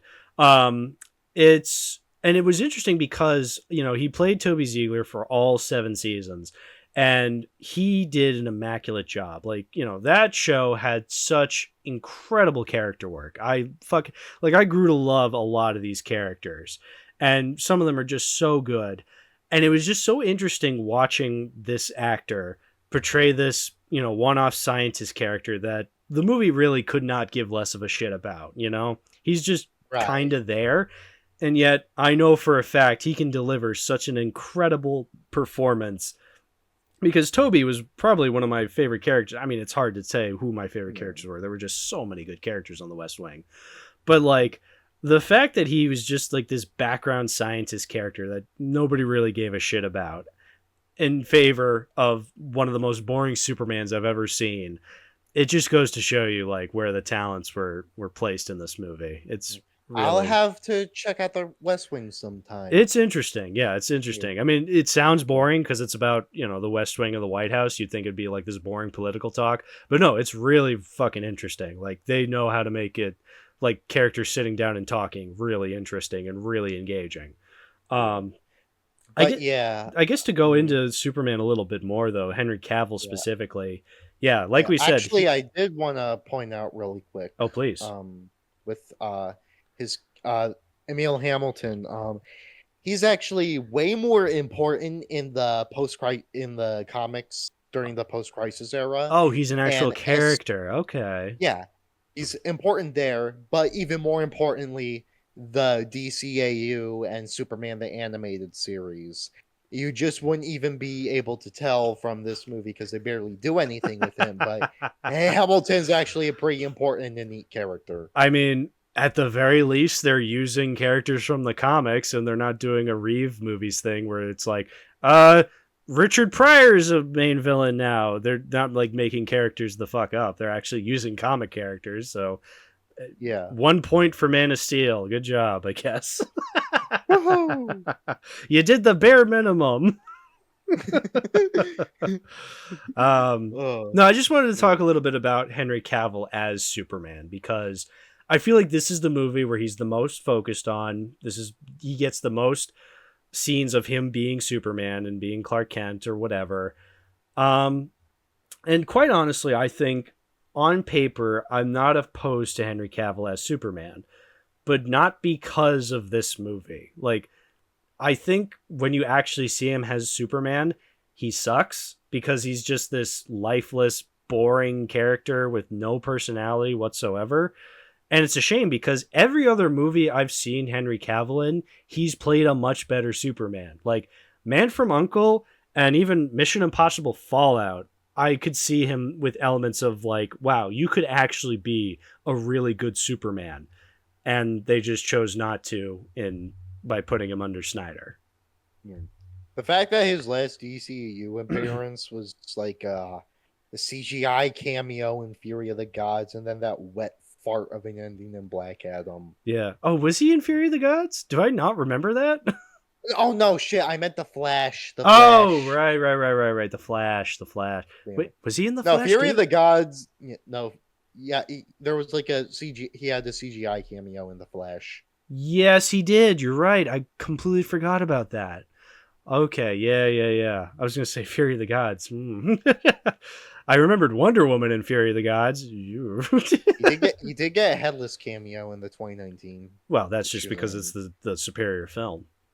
Yeah. Yeah. But yeah. It is a shame. I feel bad for Cavill because he is a good actor. I've liked him in a lot of stuff I've seen him in, but it's just a shame that Man of Steel and his Superman roles are kind of his biggest roles when it's like this isn't even him at his best, man. Like he could have been so much better. Yeah.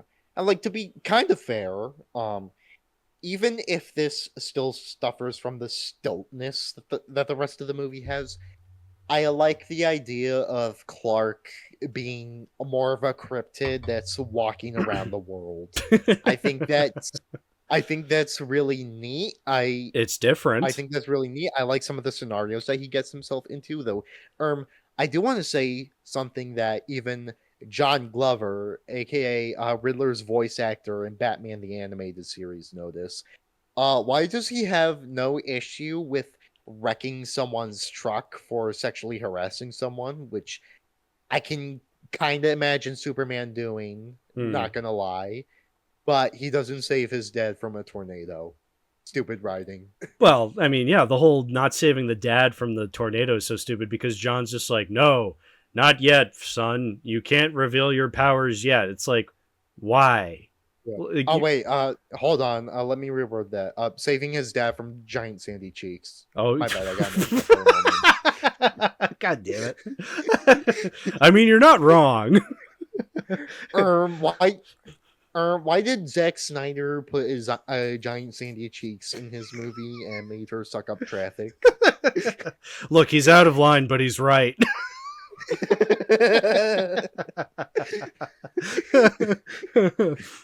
Oh my god, yeah. No, it's yeah, I hate the Pa Kent death scene because it's so stupid. Just Kevin Costner putting up his hand like, no, not yet, son. It's like, no, this is stupid. What you're doing is stupid. You're actively ruining your son's life. You horrible father. Worse than Buck Cluck. I'll say it. You're right. You are so fucking real for that. Thank you. Oh my god, just worst. The worst. I hate it. Ugh. Fuck. I hate it. Buck Cluck.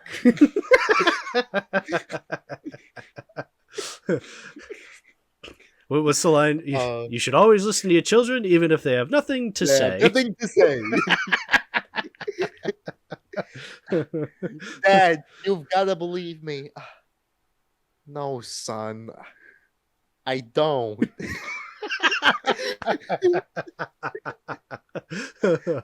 I guess you could say Pa Kent had one little slip into the tornado. And you know, I don't care if it might be worse. I'd rather watch Chicken Little over this shit. Honestly, yeah, Chicken Little's funny. I'm gonna say it. Chicken Little's funny. It's not good, but I don't know. It's at least an hour and a half, and not 2.5 hours like Man of Steel is. Man of Steel isn't even the worst thing ever. Like I will say I probably would prefer Man of Steel over Superman 2, which is probably very controversial. I'm gonna say it though. I would much rather sit through Man of Steel than Richard Lester's Superman 2. But also, honestly, I'd rather sit through Chicken Little over all of them. So there's that. Yeah, I pretty much agree with you. But yeah. Like, even going back to the Chicken Little stuff, like, I mean, you look at this cast, and Joanne Cusack is like Abby Mallard, does an even better job than Amy Adams as Lois. Wait, we haven't even talked about Amy Adams yet. Oh, yeah. Yeah, Amy Adams as Lois Lane. Also, what a waste, man, because Amy Adams, great actress. And Lois Lane, great character. Not in this movie. There's like one stretch where she is investigating the Arctic, and she starts looking into Clark more and more, and that was kind of cool. But then it just ends when she meets Clark for the first time. Yeah, and then all of a sudden she's just the female character the rest of the movie. Why does Zod bring her on the spaceship? Is that ever explained? I think it's because Superman wanted her to come with him. But But Superman was like, hey, go over there because I'm about to go up there. And then Zod's hired goon is just like, General Zod wants this woman to come with us. It's like, why? And then I thought, oh, Zod will explain later. Zod never explains. There's no reason for Lois Lane to be up in that spaceship. She's just there to upload Jor-El's consciousness to the supercomputer. And then that's it. Like, I don't know. So you're saying that the villain does something that is never explained and ends up hindering his plan. I'm sensing some potentially bad writing here, but maybe some logic arguments. I'm not sure how I feel about that, Mr. Hell. Oh, great. I've caused chaos to be on Man of Steel's side. That's it. Contrarianism has gone too far. Look, I'm just saying, maybe we should look at it from a more subjective angle. Oh, okay. I think that's stupid.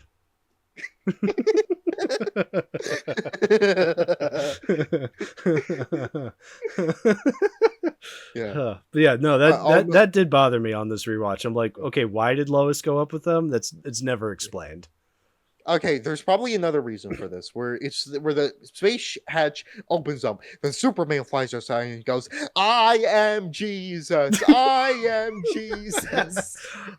I've seen that review so many times that when he's in the church and when he goes out, like T-posing into space, I genuinely was expecting there to be the "I am Jesus" to start playing, but it never did, and I'm like, oh right, because it's from the review. Oh my god. Yeah.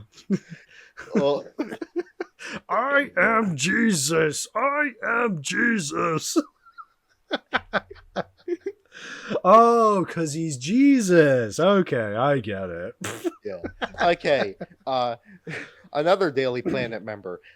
Lawrence Fishburne plays Perry White, and he says "Among Us" at one point. He does. I'm like, oh great. Of course.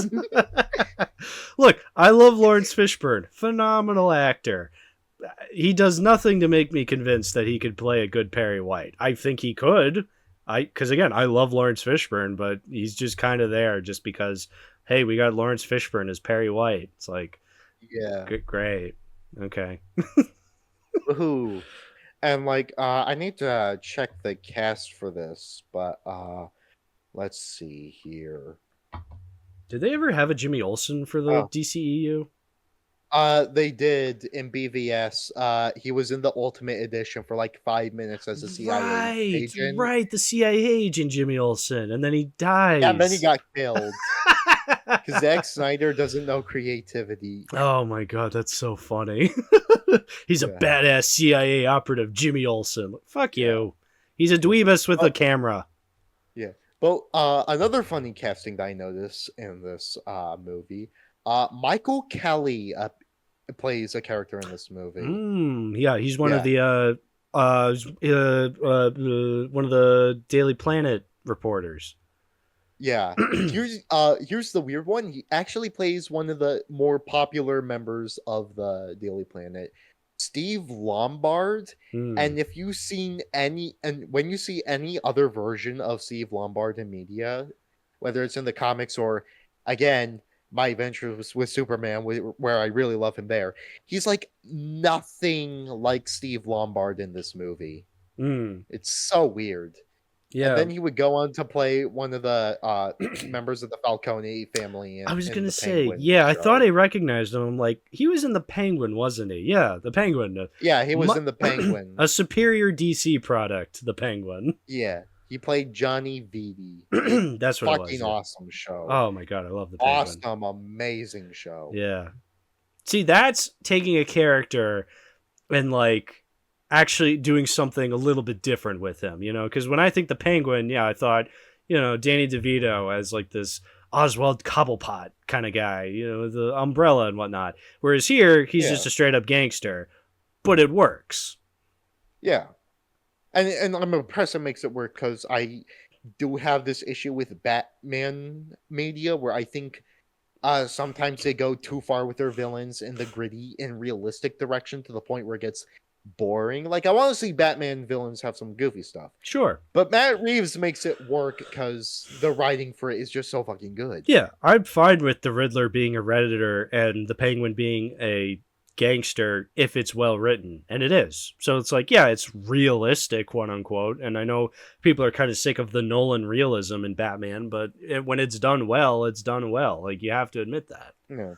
With Man of Steel, it just sucks. boring. yeah, it's just boring. There's elements that could be cool, but if it was a much better director, maybe you could make it work. And again, if it's Snyder's entire like vision, like if this is what Snyder wanted to make, fine, good for him. I'm glad he made something that he was proud of making. It's just, I don't personally connect with it. I really couldn't care less. Right. And look, Snyder's one of those directors, same with Shyamalan, where I do respect them in a way where it's like, I'm glad you guys are making what you want to make. But then when I see some of your work, it's just like, I mean, keep up the good work, I guess, you know? Yeah. But no, we should fire bad movie directors like we do with plumbers. This director sucks. He should never make another movie again. We should kill him. To the chopping block you go. Oh my god, we've rambled so much, and we didn't even discuss one of the most controversial elements of this movie, the fight scenes. Ooh, yeah. You know what? It got so excessive that I thought it was funny. Like, yeah, it's annoying at times where it's just so violent, just seeing these characters destroy everything. And yeah, Metropolis literally gets 9/11 to death. It's so excessive. So excessive. And I wouldn't mind it if maybe that like they did something with that, or it wasn't in Superman of all movies. Like, I don't know. Superman does not seem like the kind of character that should be dealing with destruction of this level. And especially the fact of him being so apathetic towards it, you know? Why did he jump over the truck? Well, here's my problem. When he's in Smallville, you know, the whole movie they've been building him up is like, oh, you're the hero that the people need. You need to be a hero. And he goes, and the Smallville fight starts, and people are running, and Superman goes, and he wrecks a fucking Waffle House. He wrecks an IHOP, a Sears, a 7. He blows up a 7-Eleven. Yeah. Well, fuck, I got it wrong. No, it's fine. I mean, IHOP, Waffle House. I think the Waffle House jukebox album has been in my mind too much. I'm sorry. Okay, that's fine. It is an IHOP, I can tell you that. No, but like the fact that he's supposed to be a hero here, where like they're building him up. Oh, you're the savior of people. You're the savior god or whatever. And all he does to quote unquote save people is he goes, everybody run. It's gonna be dangerous. Like, he doesn't. And then no one proceeds to run. Yeah, he doesn't show people where to run. He's just like, everybody get out of here. I'm about to beat the fucking shit out of these people. It's like, but that's not what a hero does. If it was Reeve Superman, he'd be like, all right, people, go this way, go that way, you know, go inside your homes. And like, his focus would be on getting the people to safe place. And then if he has to, beat the shit out of the Kryptonians. But no, I mean, to be fair, he didn't really do that in Superman 2. Right. No, he didn't. But I'm saying when it comes to Christopher Reeve, he was more of a superhero. Whereas here, Man of Steel is just more interested in beating the shit out of the Kryptonians. It's like, that's not really much of a superhero, dude. Like, and I get it, different interpretation, but it makes it far harder to sympathize with this character when he's so apathetic to the people around him. When he's supposedly the fucking savior of these people. Like, what is he? Is he the savior, the messiah, or is he this apathetic god who doesn't care about people?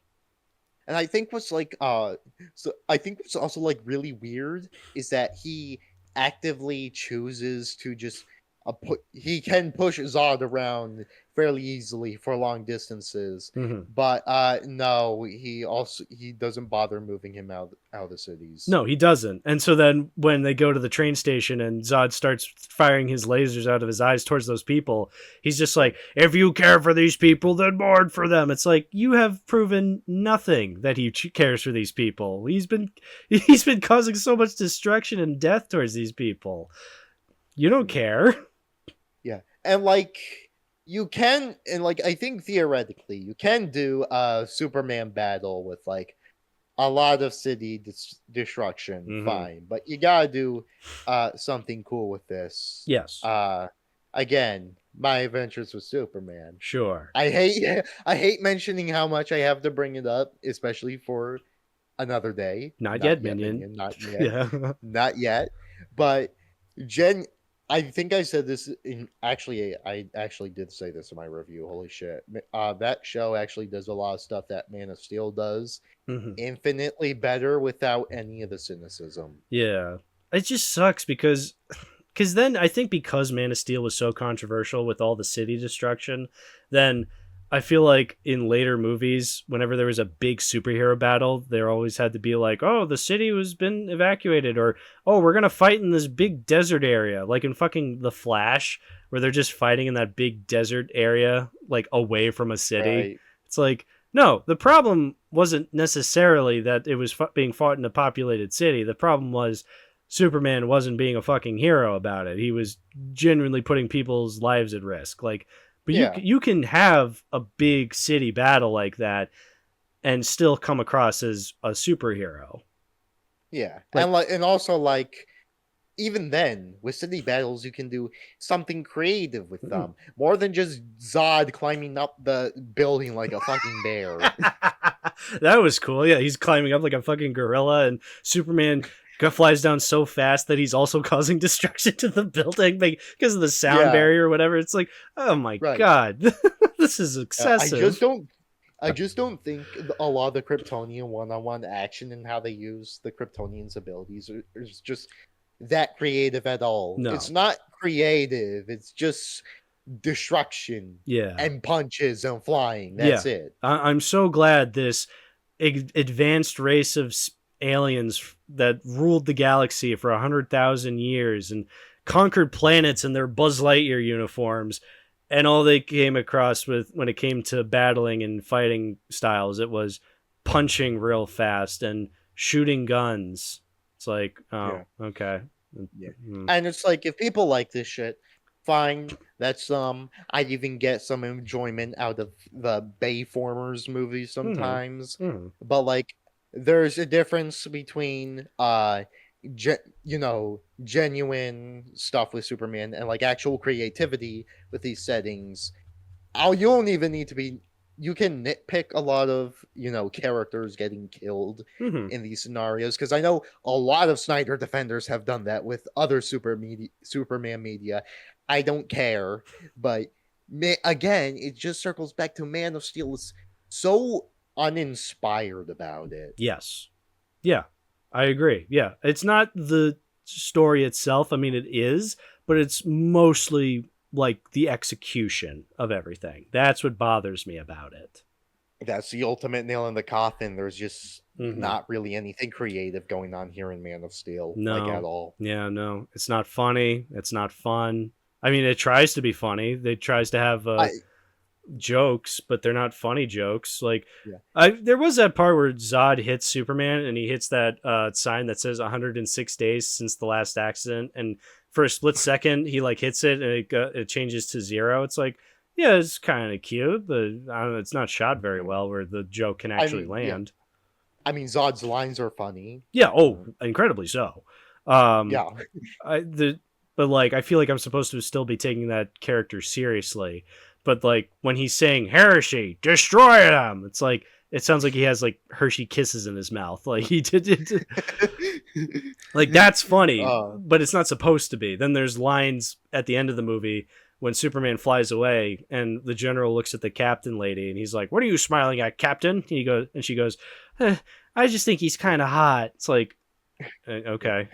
Oh, my 2023 viewing for this movie absolutely broke me on the funny scale, especially because of the climax. Because Yeah. not only do you have all this excessive destruction, but the funniest part is that there's also like literally no given explanation for why Zod wanted to use Earth for New Krypton He instead of any other planet. Yeah, he could have gone to any other planet. He just decided Earth, I guess, just to mess with like Clark, just to be like, haha, I'm being a dick about this, but yeah, We should take New Krypton and push it somewhere else. yeah, they literally could have gone to any other planet. You're right. They just chose Earth because that's what it said in the script. Yeah.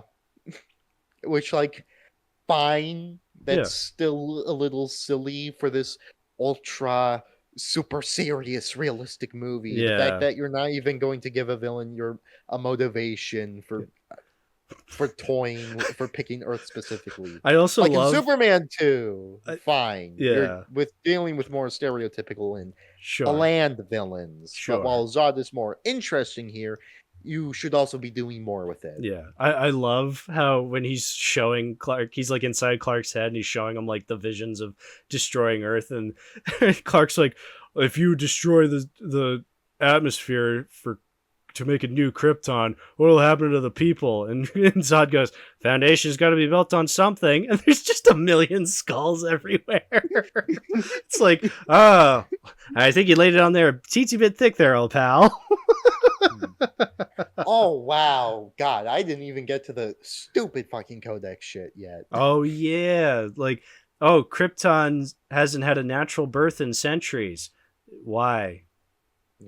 The fucking fact that Jor-El puts the codex in his own son.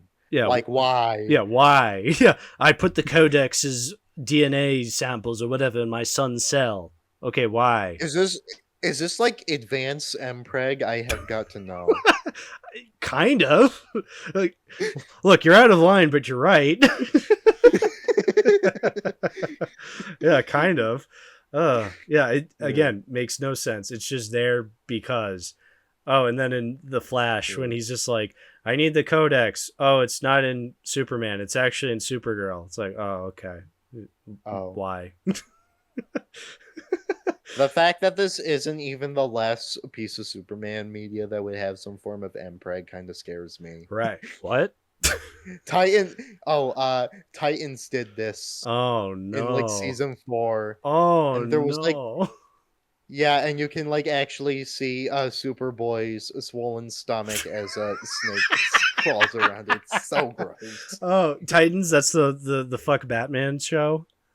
Yeah. Oh no. Yeah. And Beast Boy literally has to turn himself into disease to basically give Superboy an abortion so that way the snake crawls out of his womb.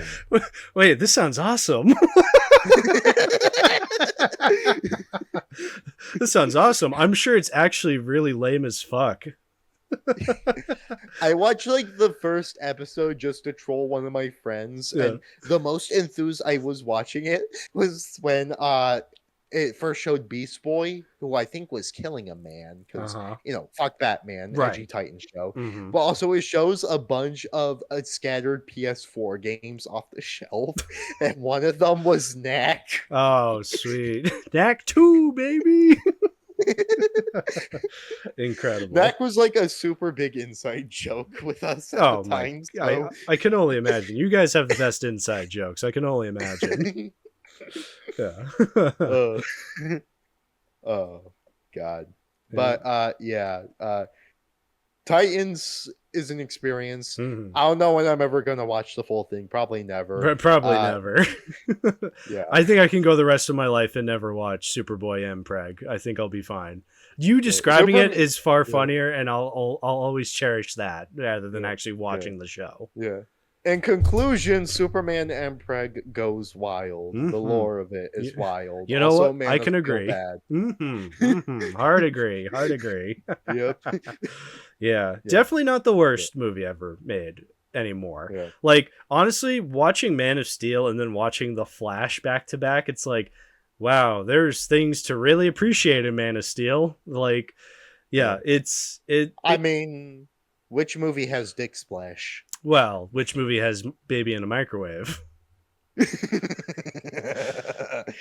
Uh, but uh, but you know what? This movie makes me feel like a baby in a microwave. Ooh, got him. No, I woohoo, just got yeah. him. At worst, I just don't care. Like I'm sure there are fans of this movie. That's fine. I can't get into it. I can't connect with it. It's not the worst thing ever. Would I ever watch it again? Probably. Honestly, it's not. It's not something I could see myself rewatching and having that bad a time. Again, watching it, and by the time you get to the climax and there's all this excessive destruction, like, you know what? It's funny. Like I could probably riff this movie easily and get some entertainment value out of it. I personally do not mind people liking this Mhm. unless it is Snyder Cult, unless it's the Snyder Cult being excessively tasteless. As Then they we have a usually are. problem. Yeah. Speaking of which, this is about to lead us into the physical discussion. Hmm. I'm gonna grab my steel book real quick. I'll be right back. Go ahead. Okay, the Man of Steel book, the Mm. Man of Steel book that Man I'm of Steel holding book. in my hand right Mhm. now. Yep. Um, I have actually never watched this before. I have never used this Blu-ray before. Fun fact. Nice. But I might check out some of the special features sometime. Okay. I mean, it's got the title of the movie, the emblem, Mhm. and everyone, the casting. But it also does not list any of the extras on the back. I'm assuming because it's the steel book. Right. Yeah. Any Opening this Any right funny up. quotes like, "Oh, this is the best Superman movie ever" by Liar at Liar Steen? On no, not even any quotes. Oh, okay. Just Because those are usually really funny. yeah, just the credits. Okay, so we have the Man of Steel DVD, which is widescreen. Yeah, all the standard stuff. I can actually just read the disc to see what it has. Oh, okay. I think I can just read the disc. I think I can. And then there's the special features. Mm-hmm. Yeah, I actually don't know what's on the special features. Oops. Oh, it's a real short Probably bus of just- special features. Yeah, probably just the standard, Right, yeah. documentary, deleted scenes, The and the trailers. actors in head-on interviews being like, "Oh yeah," talking about the movie, lying about how good it is. Yeah. Right. Yeah. Like, I mean, I'm assuming this. I might check out the special features sometime, but I probably, I don't know. Mhm. I would say, would I own this movie if this steelbook wasn't just a hand-me-down from my stepdad? No, I don't think so. Right. Maybe as like a way of just completing the Superman collection sometime. But like, would I put Superman Returns in my collection? I really don't want to. I fucking hate that movie way more than I hate Man of Steel. But Yeah. I feel like at some point I gotta draw limits. I Sure. just need to decide if maybe I would draw my limit at Man of Steel because Yeah. I mean, again, another time, another day. But I wouldn't even own BVS. yeah. so. I mean, it's the same thing. Every time I bring on Robin, we talk about a Nolan film. Like he wants to have all the Nolan films in his collection, even though he fucking hates Tenet. Just because of that. But like, yeah, I am somebody. If I don't connect with a movie, I don't want it physically, and so which is why I would never have Man of Steel on collection because I don't see the point. I'm never going to connect with the movie. I'm never going to see it as my definitive Superman story. Like if I want a good Superman movie, I'm going to watch the 78 movie. I'm going to watch literally any other movie I can think of. Right, and there's just so much better Superman media Yeah. out there with not only more sincere storytelling, but I guess I can also kind of discuss the fact that after all the Snyder movies that came out, especially with like the Snyder Cut, we've spent like this first half of the decade so far kind of course correcting away from Snyder's version of Superman. Which is preferable, I will say, because I grew up with Superman being this awesome hero. Like I want to get back into that. I don't like the dark, depressing brooding Superman. I want somebody fun. I want somebody optimistic. You know, I want somebody who's not trying to do what Batman did. You know, Batman is a dark and brooding character. That's fine. You know, I like do that for Batman as many times as you want. I don't care. That's fine. But with Superman, I don't know. You need somebody a lot more optimistic, especially nowadays with how fucking into the ground superhero media has been running. You know, I need somebody far more optimistic. I need a far more optimistic superhero. I need more hero in my superhero movies. Right. And with a lot of Superman media that we've been getting, it's it's starting to look that way. Again, the biggest example by far, My Adventures with Superman. 2 seasons so far, getting a 3rd season. Super popular and very well critically acclaimed. I love that show a lot. Another day, though. There's a tons of comics that are going on. The Philip Kennedy Johnson run, especially for Action Comics, phenomenal comic run for Superman. And you even have the Absolute Superman run for the people who do want some more gritty Superman, way better than the Snyder stuff. And on top of that, you have Gunn's movie coming out, which will probably finally be the final nail in the coffin for us having to deal with Snyder's Superman for the rest of eternity. Well, let's hope. I have no idea what to expect with James Gunn Vision. Again, we still haven't watched it. It's still a month out at the time of us recording, but we'll see. Right. Yep. Yeah. And I think pretty lame movie, but over the years I've grown to hate it less. That's all I can really say. Yeah. Better than Superman 3. I'll say that. I won't even fight against that, even if I might prefer Superman 3, but I really don't know. It's like comparing bad to other bad. Yeah. Trash versus garbage. That's funny. I've never seen garbage eat garbage before.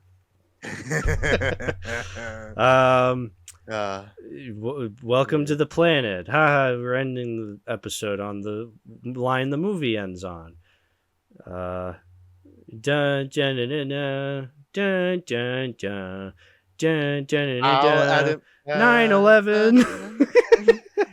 And that's pretty much all, folks. Dun, dun, dun, dun, dun, dun. Was that the Indiana Jones theme? Maybe. I don't know. I wasn't even trying, I swear. Oh, that's so funny. All right. Bye-bye, everybody. We'll see you next time for more Superman Summer, the summer of Superman. Peace.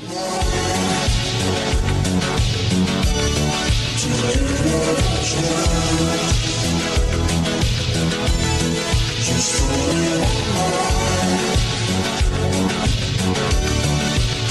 for